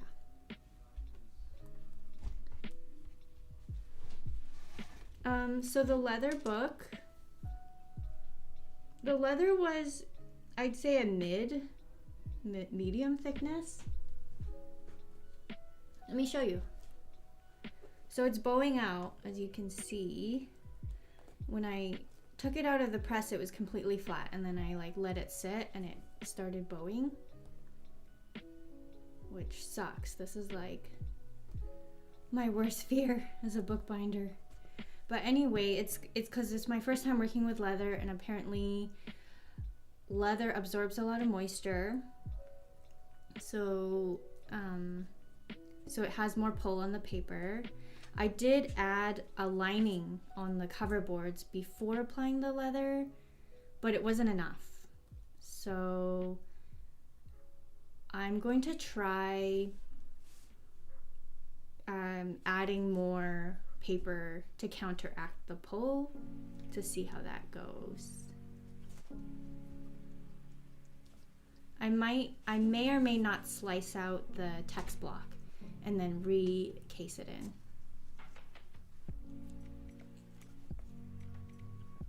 The spine turned out well though.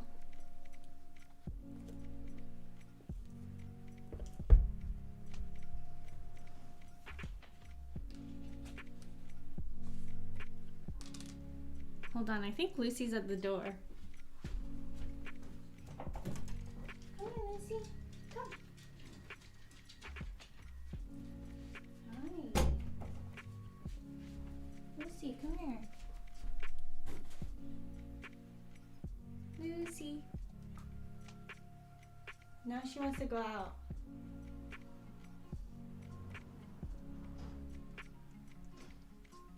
Lucy, come here.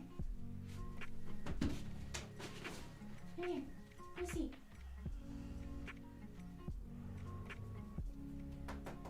Now you want to go out? You just came in.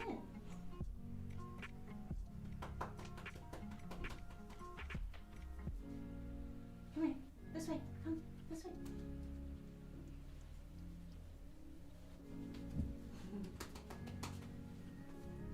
All right, see ya.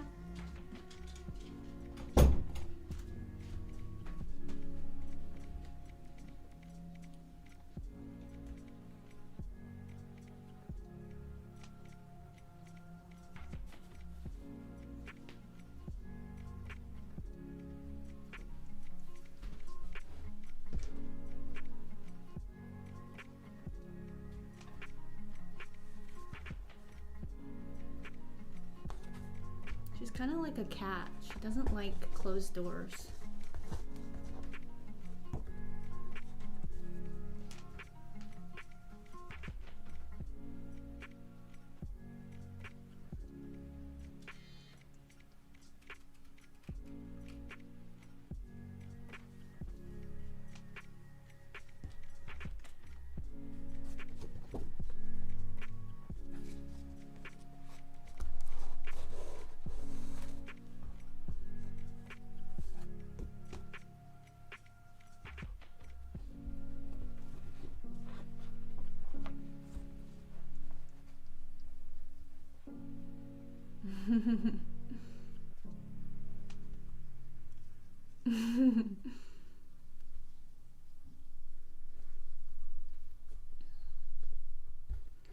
My cousins gifted me the socks during the time I watched Goblin, the K-drama. So it's basically Gong Yu on my socks in cartoon form. For those who have watched Goblin, the K-drama.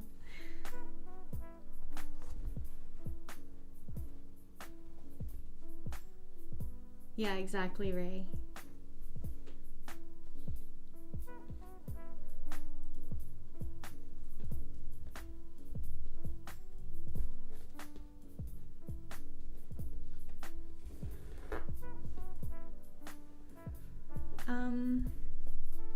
I have not tried repairing or repair and restoration. I haven't tried that yet, so I don't know. I haven't been that interested, honestly.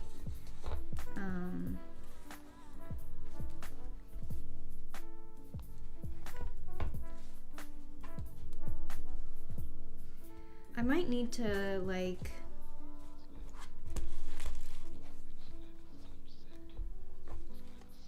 if the contents of the book or the story of the book was interesting to me, or it has a story that I connect with, then yeah, I would probably be into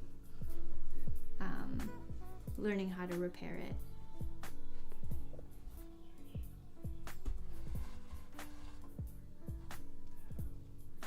It's a comfort show.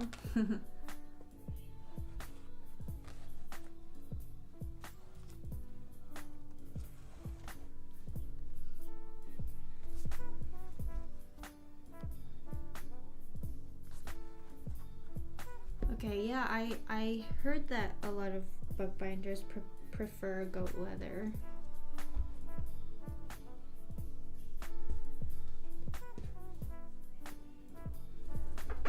Raffia, I have not. I want to try very soon. Like I want to, it's an idea, it's like a video idea, to try to like thrift a book and add a hardcover to it. But I know other people have done it on YouTube. I want to try it myself sometime later this year though.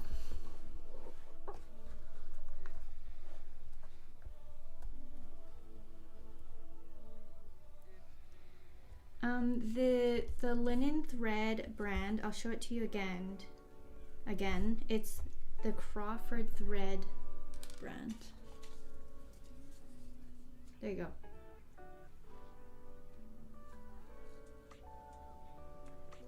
This is a 4-ply or 4-cord, which I prefer for Coptic books.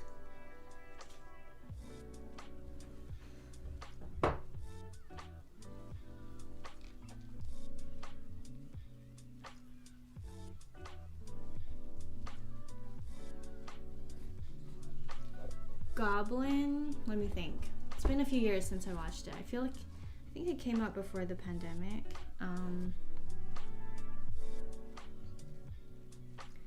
So the Goblin and Grim Reaper are two kind of rivaling characters in the show, and they're immortal. They live forever. And I forgot what Goblin's... Oh, there was a curse put on him. He has this like invisible sword in his body, and he needs to meet a true love to pull it out or something. So he falls in love with a girl.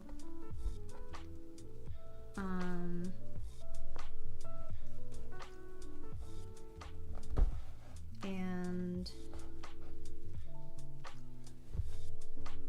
I don't remember what happens after that, but that's kind of what I remember from it. They get a little bit fantastical in it, which is cool, but it's got all the familiar aspects of a K-drama.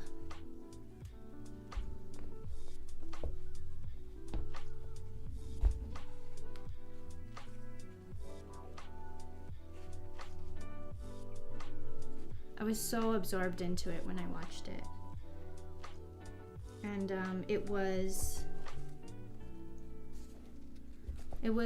also, I think, the first K-drama that I've watched with Elliot. And that's the K-drama that got him hooked on K-dramas.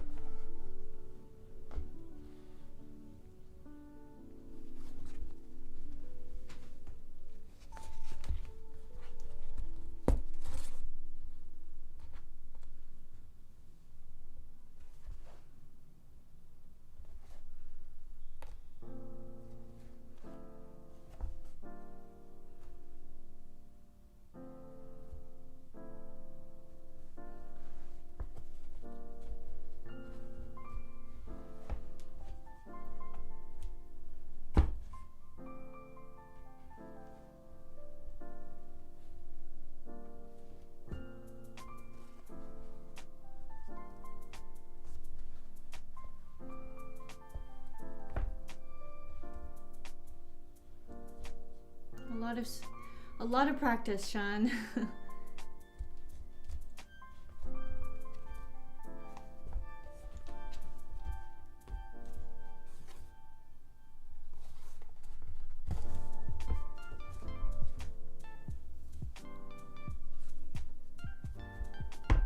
So, test for loose threads. That's fine. Just gonna tighten this part.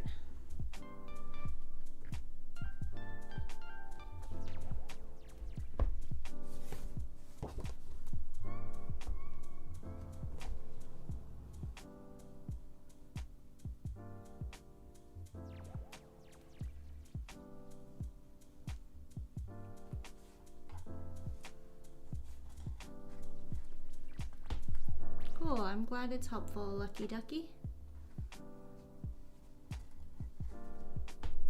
Yes, Ray, I was hoping to find the manufacturer as well. I almost like, I was thinking, I really need this thread. I love it. I don't really want to wax my own. The colors are great. But yeah, I too could not find them. So yeah, I wanted to find the manufacturer and like buy a ton and maybe even sell them in my shop, but they're impossible to find.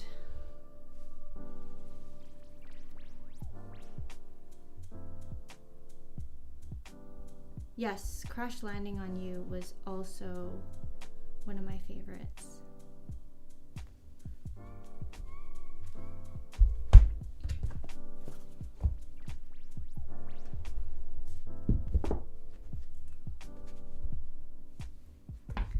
Crash Landing on You is so special because they have amazing side characters.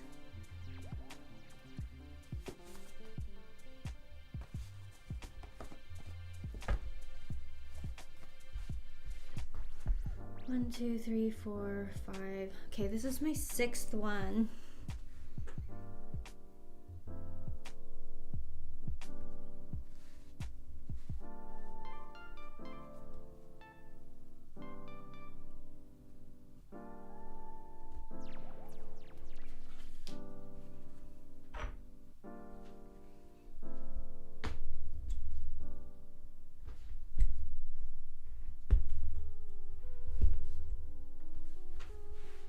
Oops, not in frame.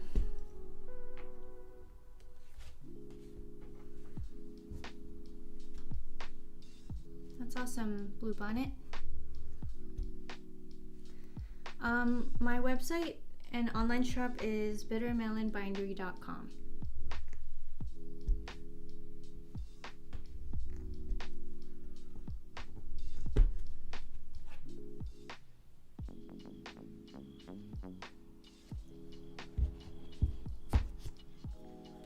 Starting to get a bit dark.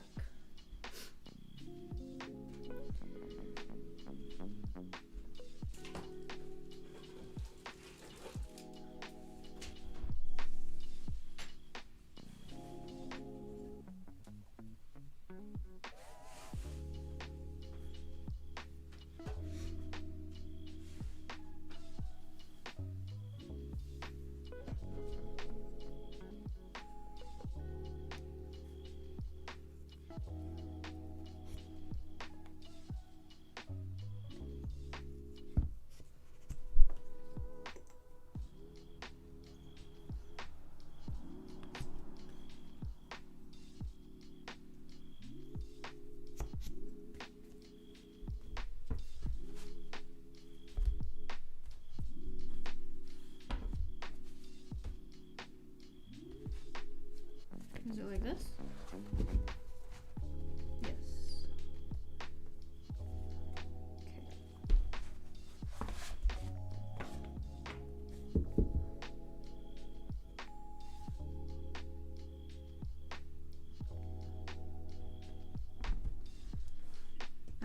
I chose bitter melon because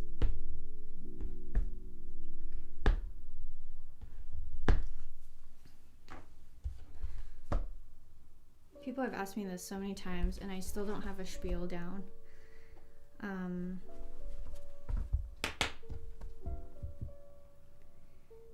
It's a very bitter vegetable that I grew up eating and I hated it while I was growing up. But I grew to really like it. So I grew to appreciate its bitterness. And it's one of those dishes like stir-fried bitter melon or bitter melon soup just will never be sold in Chinese restaurants because it's not anything anyone would order except unless you know it and grew up eating it. So it just kind of coincided like the, whoa, why is my hand cramping up? That's new. Starting my business in 2017, during that time I was just doing a lot of like cultural reconnection, just coming into my identity a bit more, my racial identity. So I chose that name to kind of represent that time. Also because I thought it was funny. But I don't know, it's my brand isn't funny, so.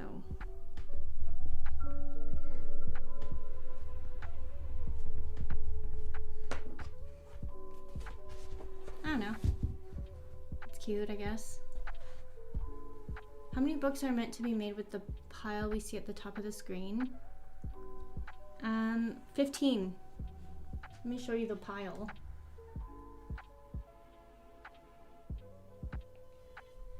One, two, three, four, 5. And then, yeah, I still have to cover some of these blank boards.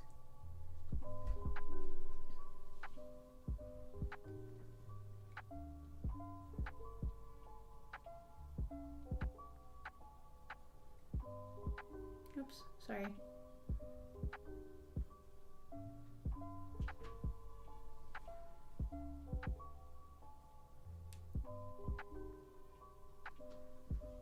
The book board is,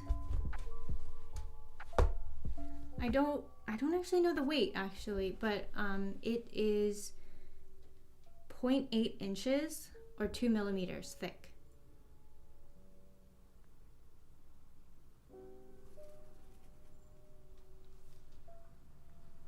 Thanks, Colorful. Thanks, Amanda and Brianna.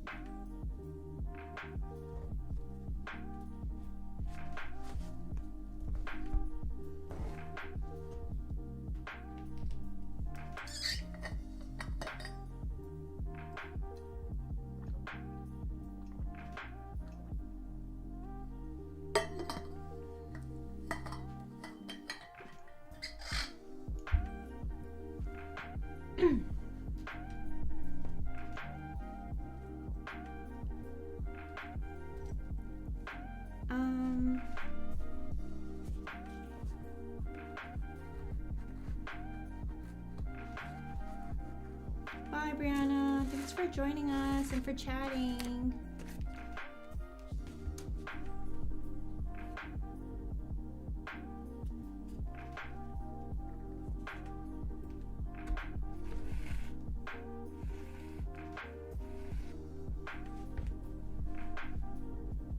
So, in terms of other crafts, let's see.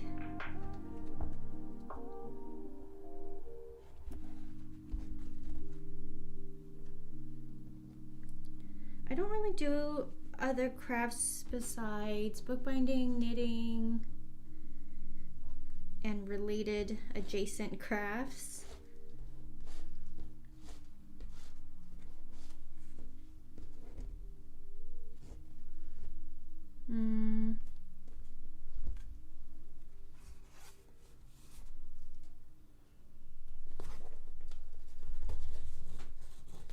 I want to get more into DIYing.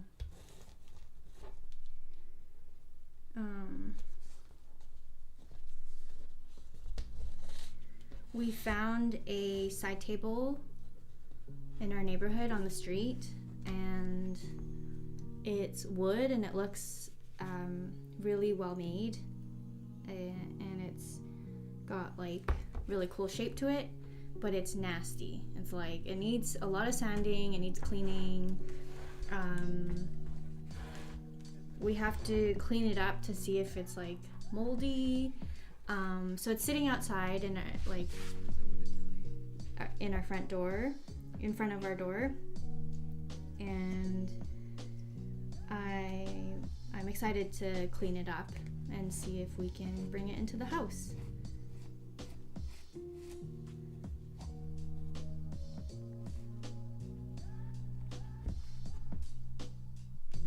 When I was younger, I like dabbled in everything, like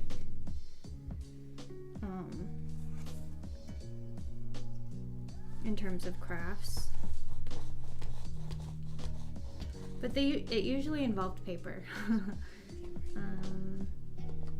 Loved clay in high school, just never really continued that.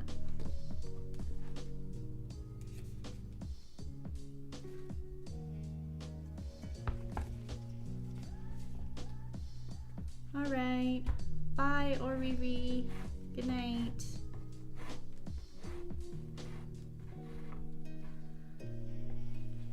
Thanks, Cedric. Thanks for joining us.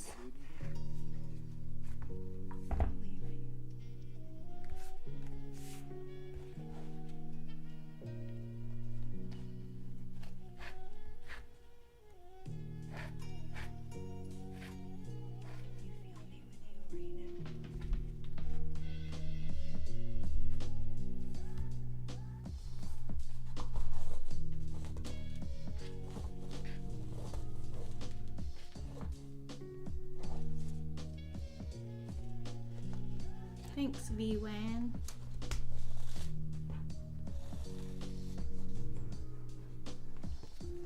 So I have vegan leathers that I want to try binding books with. They are not made with plastic. I just got a sheet of each kind. So there's 3 kinds. Sorry, I'm burping. There's 3 kinds. One is made with pineapple skin, pineapple rind. Another is made with grape skins, and then another is made with cacti, which is cool. So they were on sale over the holidays, and I got a sheet of each to try binding with. But I knew I had to try real leather first so that I could get some experience with it and just understand it more. Because a lot of the pro bookbinders eventually get into leather. So that's why I wanted to try my first leather binding. I think I need to try, like,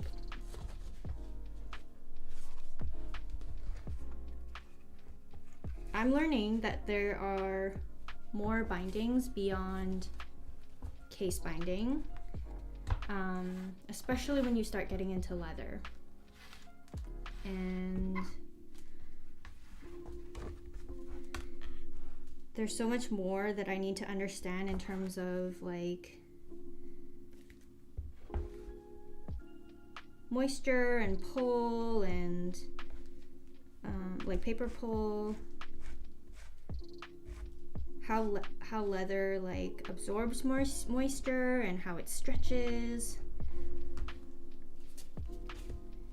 So I just need a bit more experience in order to know whether the vegan leathers work.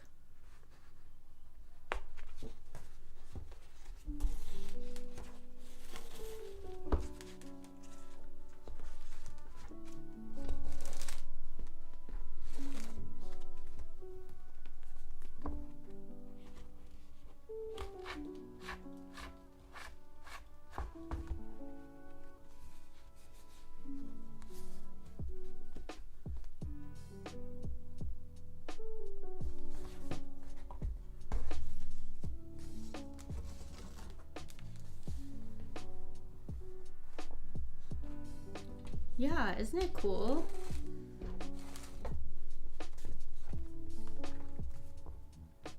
And they say that the grape leather is made of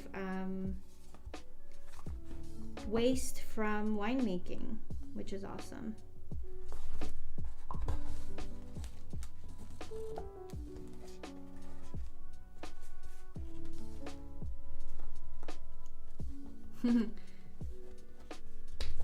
Thanks for your confidence in me, Amanda.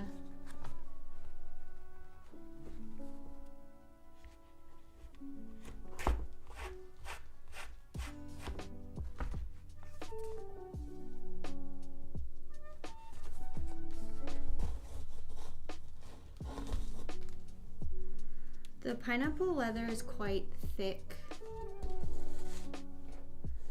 Okay, bye Haley. Thanks for joining us. Take care. The pineapple leather is quite thick and fibrous. So I don't think I can use it to wrap covers with, but it might be a good standalone like wraparound cover for long stitch. Like it would just be its own cover because it's thick and stiff enough.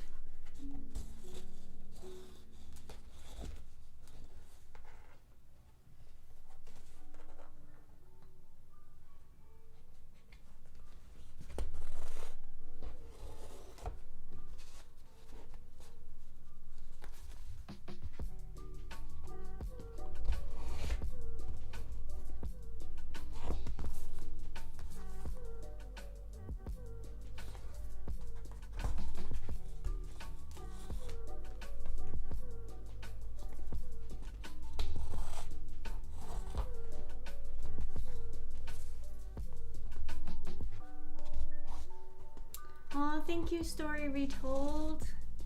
I really appreciate that.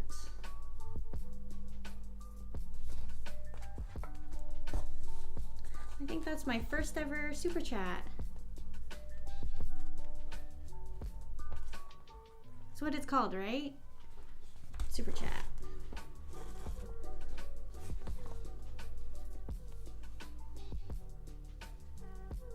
Oh yeah, have you worked with or written on stone paper? I saw ads for that. It looks really cool.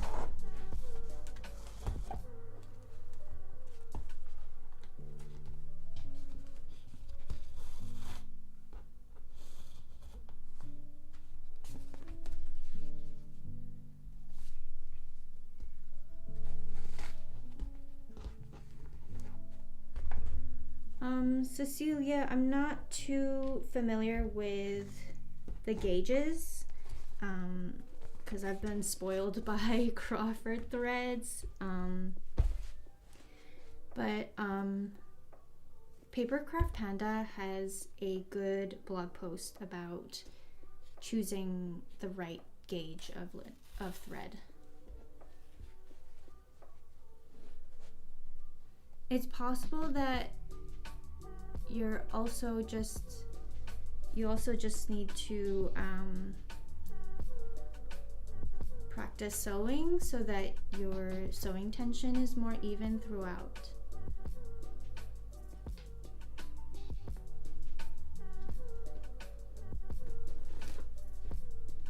Does the book feel loose or tight, or is it a bit of both in the wrong places?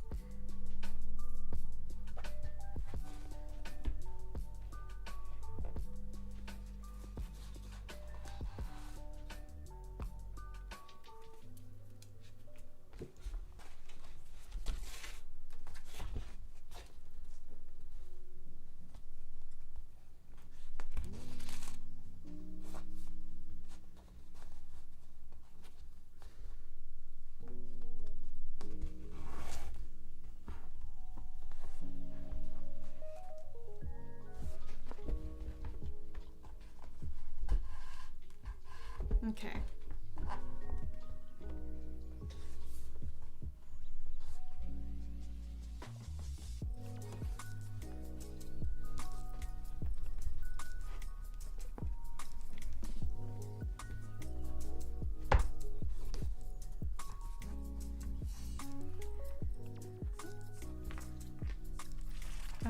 Yeah, you might just have to. So what I do to manage thread tension as I sew is I kind of check in between stitches. So if like the inside stitch looks really loose, I'll pull it taut and then keep going. And then before I move on to the next signature, I'll look at it by sight or even like test it as I go and tighten it before moving on to the next signature.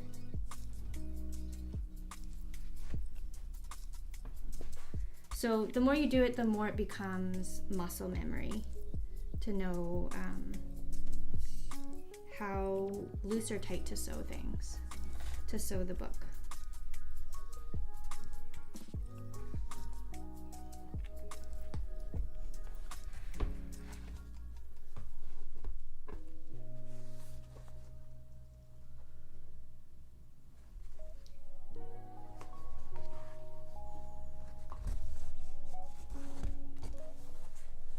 I hope that helps. Feel free to ask me follow-up questions, Cecilia.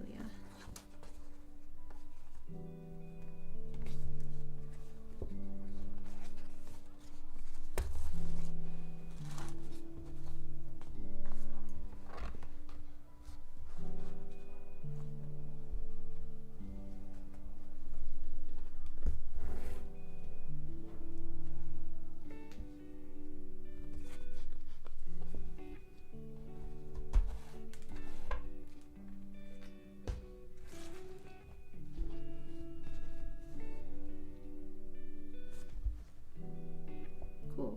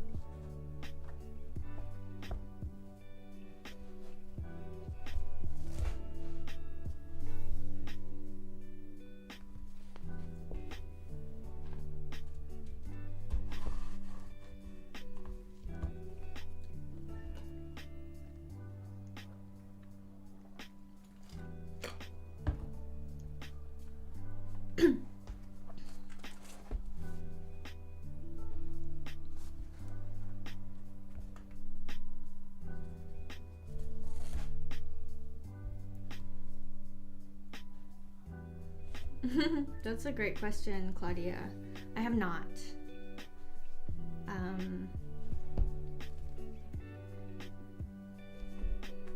I have not, and I'm thankful for it. But I do feel connected to family members who have passed. So that's as close as it gets, I guess.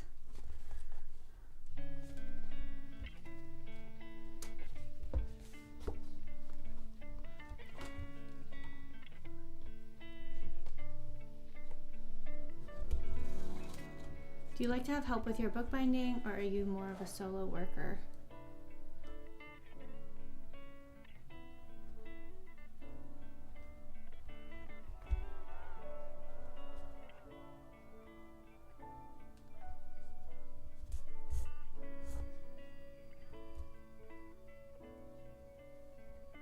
Oh, sorry, I'm like reading other comments before I answer. I am a solo worker. But I would like help eventually in the future when it comes to like admin or bookkeeping or fulfilling orders.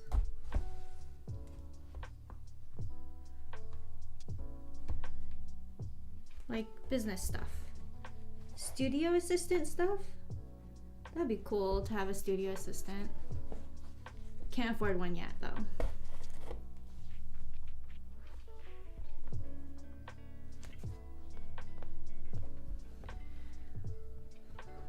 So, do you know how stone paper is made? Is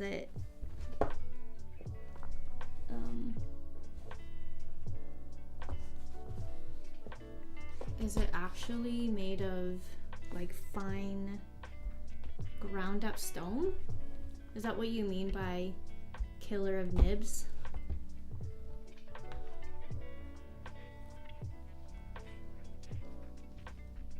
Speaking of practice, I need to practice on better attaching the covers of Coptic binding books.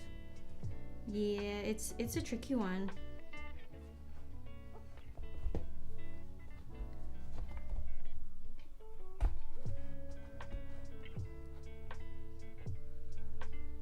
Lorelai, hi, I'm a newbie in bookbinding and a fan of your craft. Always watch your ASMR bookbinding videos, relaxing and makes me fall asleep. Thanks for making me motivated to love this craft. Thanks for coming, Lorelai.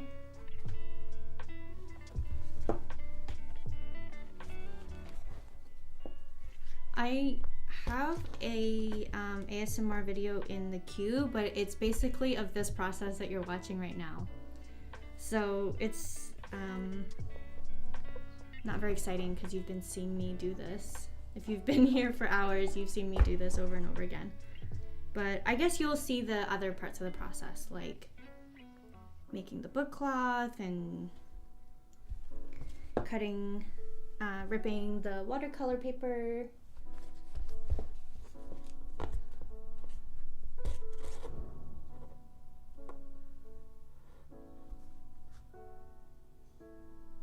Oh, interesting.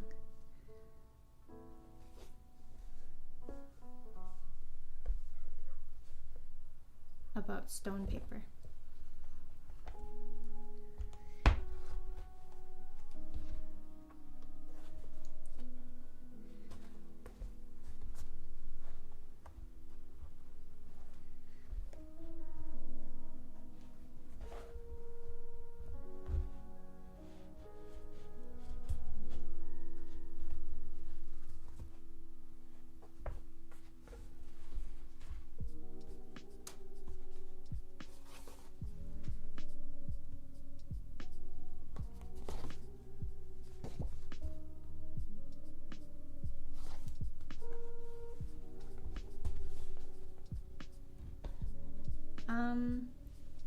Yeah, my preferred method is heat and bond, and then either Japanese tissue, usually some kind of paper made with kozo or mulberry, to iron on top of the heat and bond.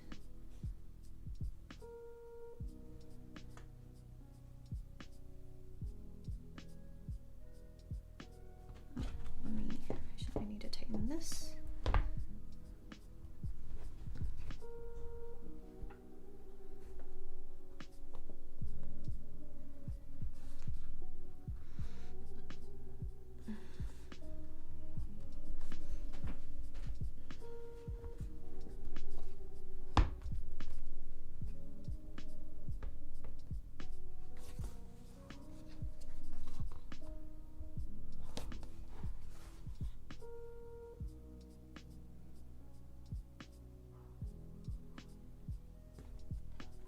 I really need to try working with real book cloth though, just to understand it.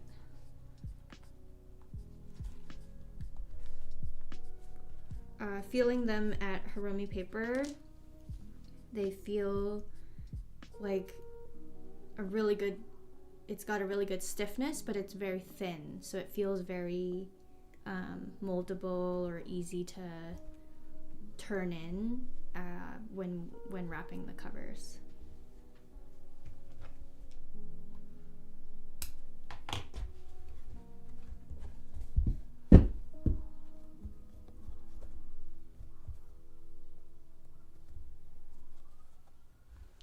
Hi Miranda. Yeah, that'd be cool. We were talking about people who was lucky enough to take bookbinding in college or uni.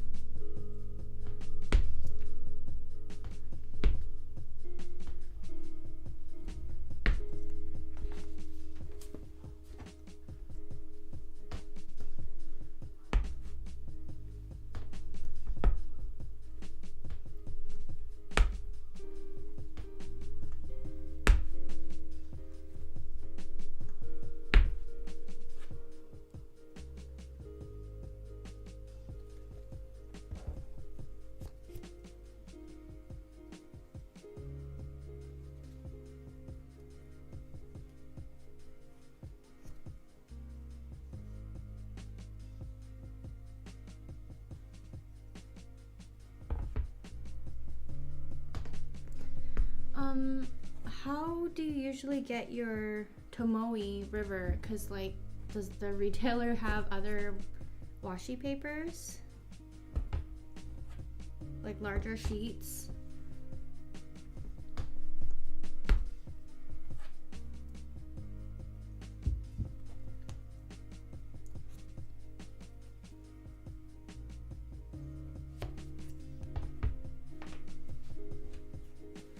Just cover it a little bit.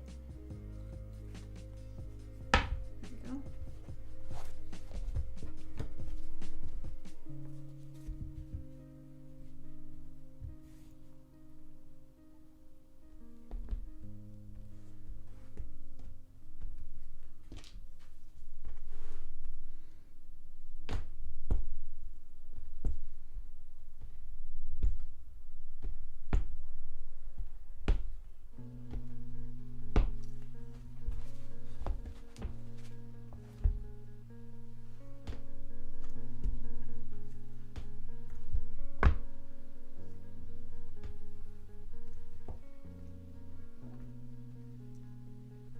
Oh, I see.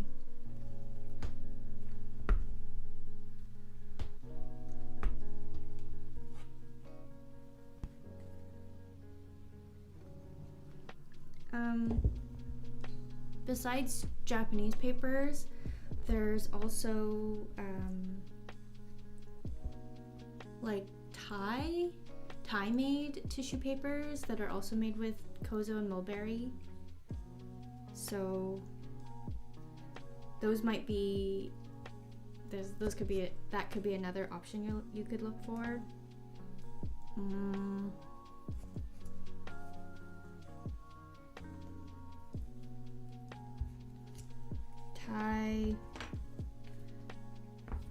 Thailand, Nepal, Korea. Where else? Like those countries seem to produce and manufacture paper with mulberry. There might be options for you.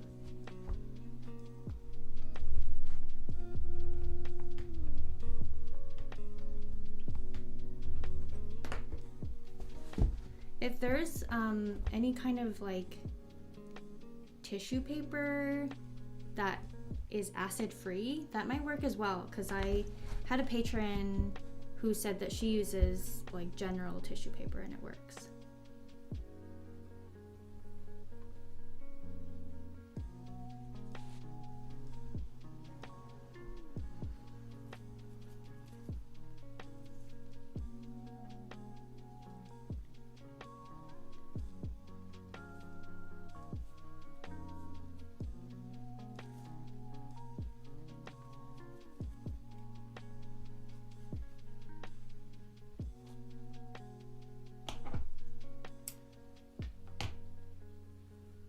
and an art teacher in high school that showed me a very basic method of bookbinding, but I would have loved to have an actual class teaching various techniques and bookbinding.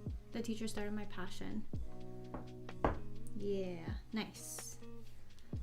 Yeah, it just takes like making one simple book to get you more curious about it.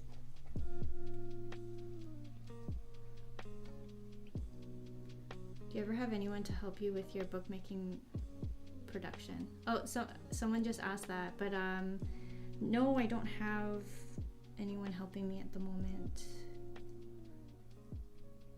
I would love a studio assistant in the future.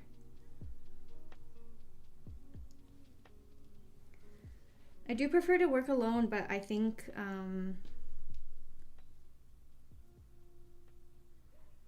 if I want to grow,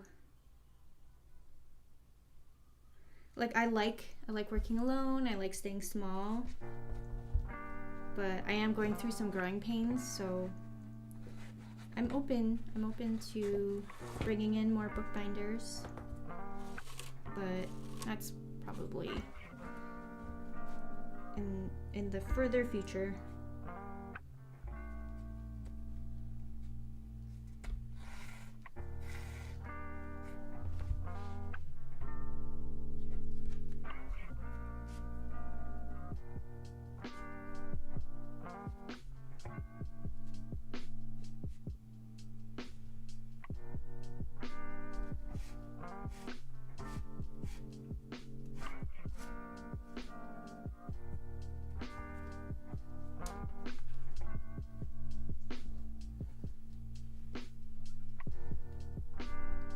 Hi, Mayeli.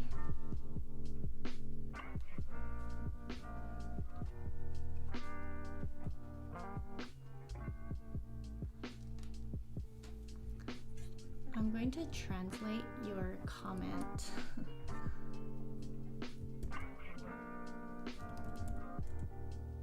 Oops.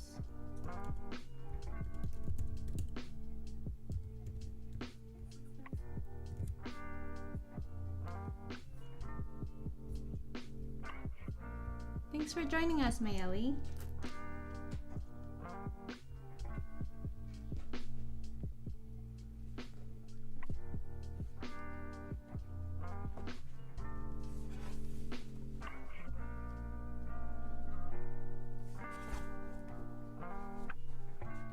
Yeah, I guess it depends on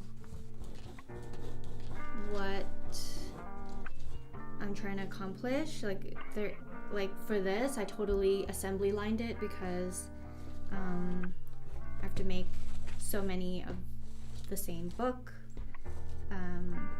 and so someone could have just helped me make book cloth. We could have worked together. It's pretty straightforward.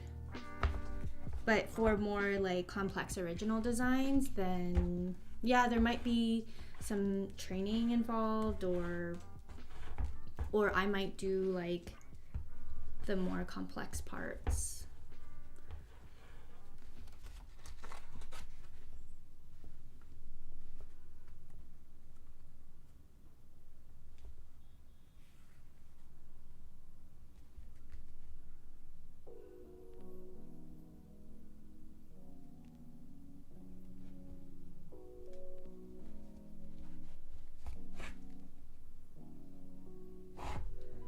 So I think I'm going to make this my last book for the stream.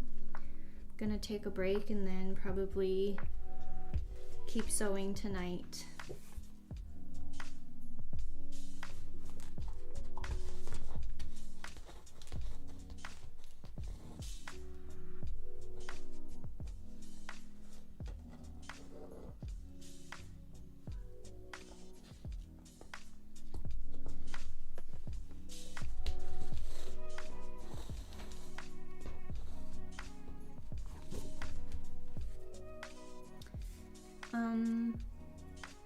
Sorry, I just noticed your question, Lucky Ducky. Yeah, Teresa's suggestion could work. It depends on your binding. If it's for Coptic, I usually measure do I do it?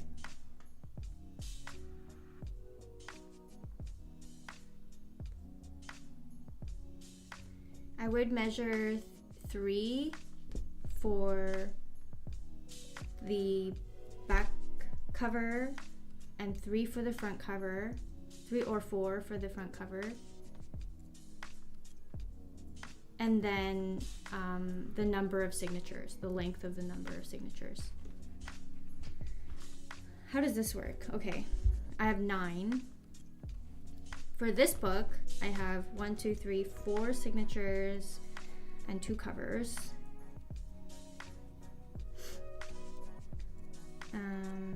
And I'm using 9 times the length of the book.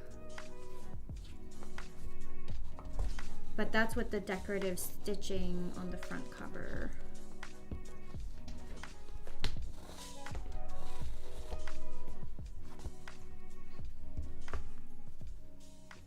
So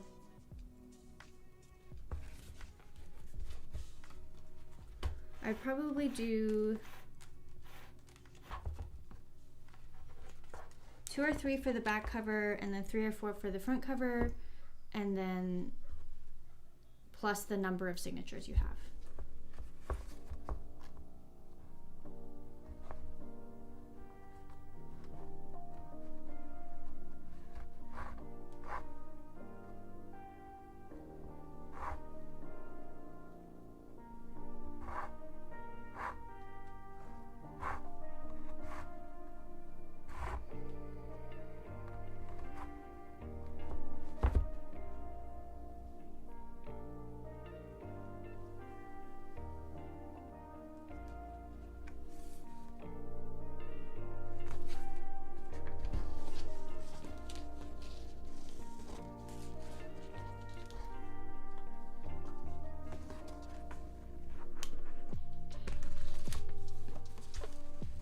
What was the ink used for?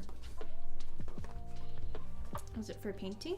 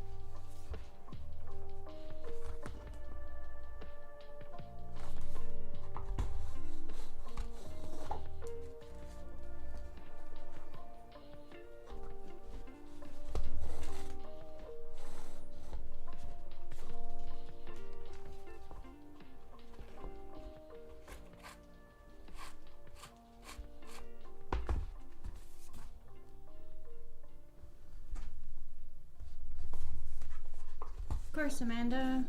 It's fun for me to do this.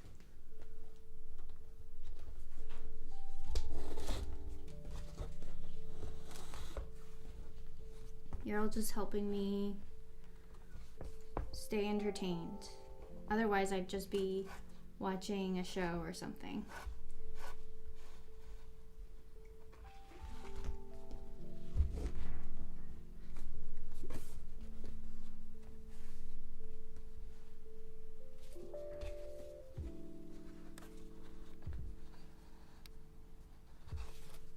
Yeah, that's really cool to do, Miranda.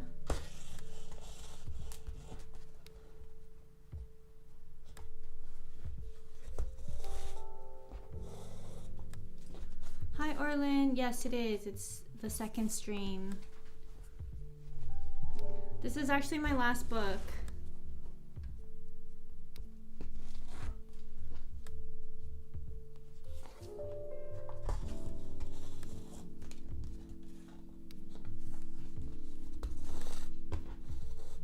The light is disappearing and I'm starting to get tired, so I need a break.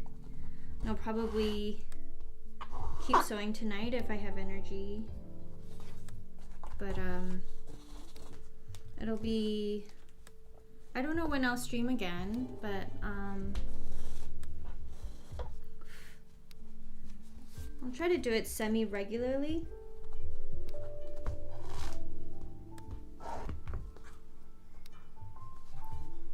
I need projects to work on while I stream, so when I have an opportunity, I will let you all know.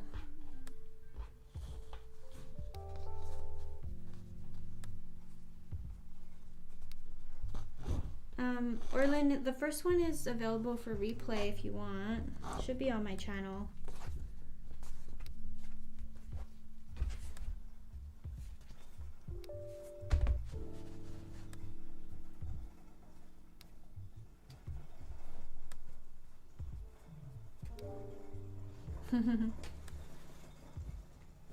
You really stayed for the whole time, Colorful. That's awesome.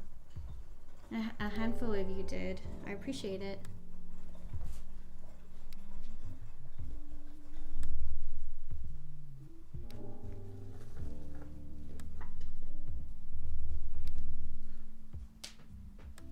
I'm glad, I'm glad.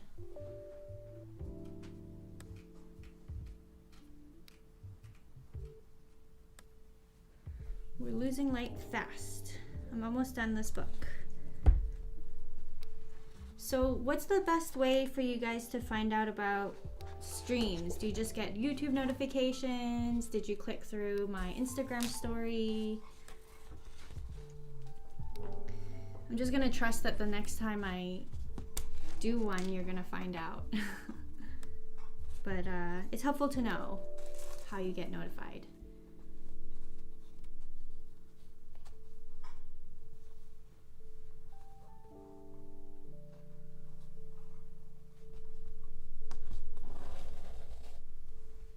Thanks, Miranda.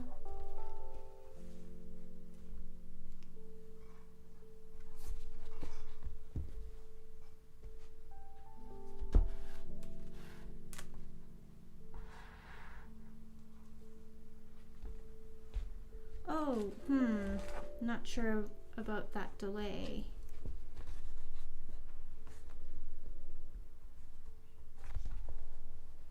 I know there's definitely delay between what's happening and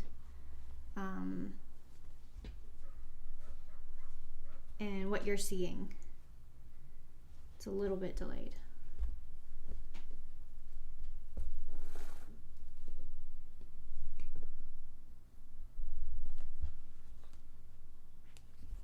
Okay, cool, YouTube.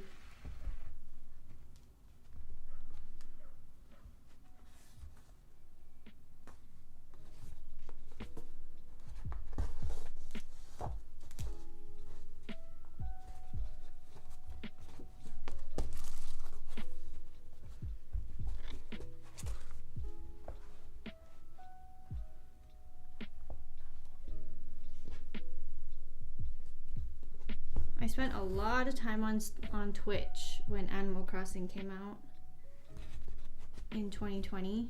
It really helped me get through the pandemic.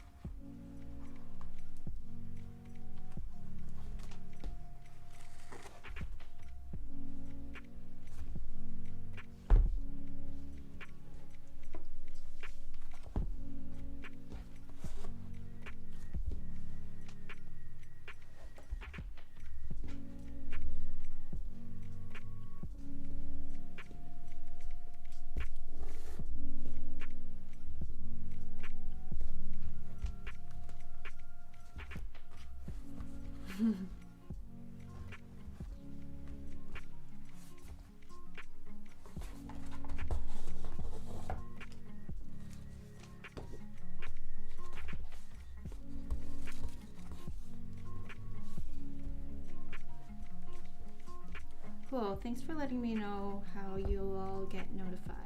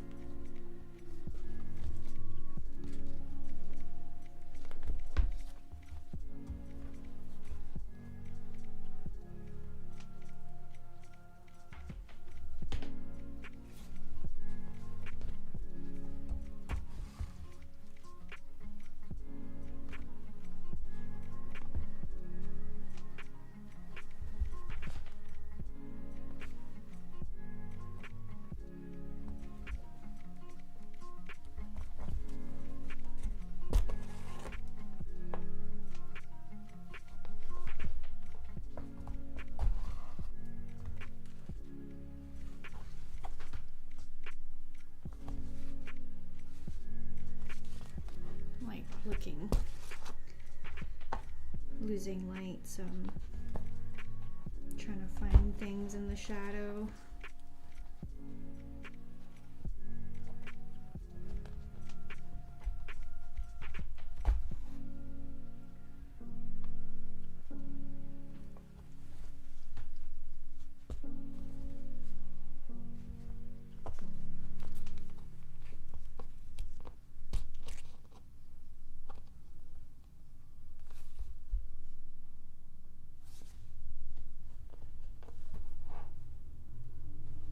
Wow, yeah, that must have not been easy, Ray.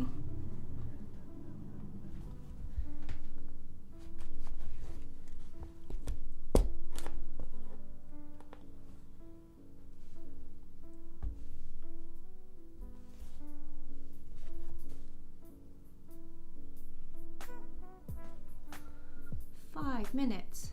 That's a lot. Okay. I can look into it. I think there are ways to improve the delay. Thanks for letting me know, Helen.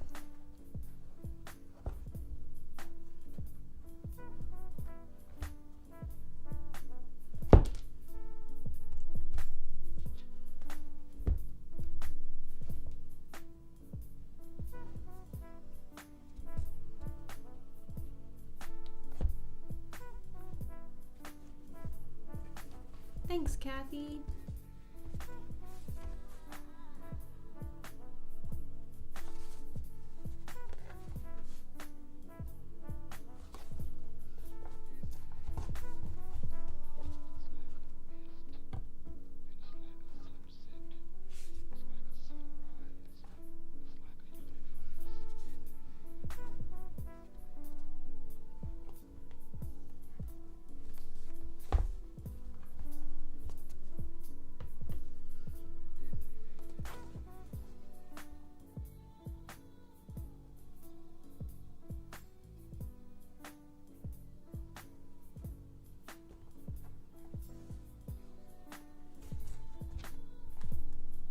Alright, just in time for the light to disappear.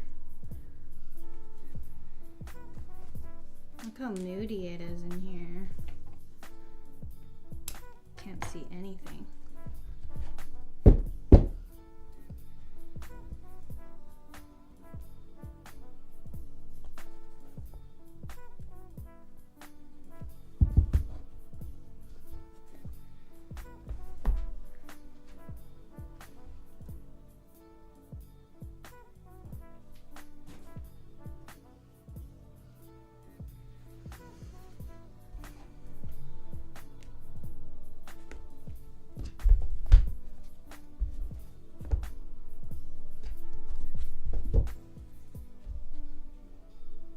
Okay, that's it for today.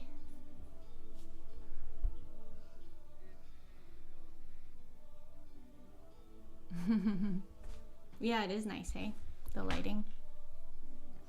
Thank you so much for joining me today. That was really fun. I hope you all enjoyed and learned something, or just I hope this stream was good company for you.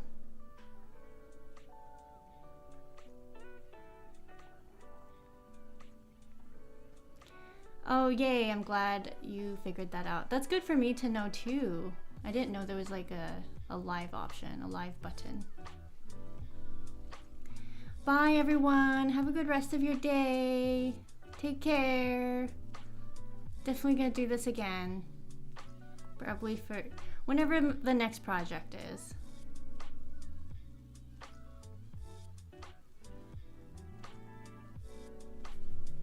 Bye. Heart hands.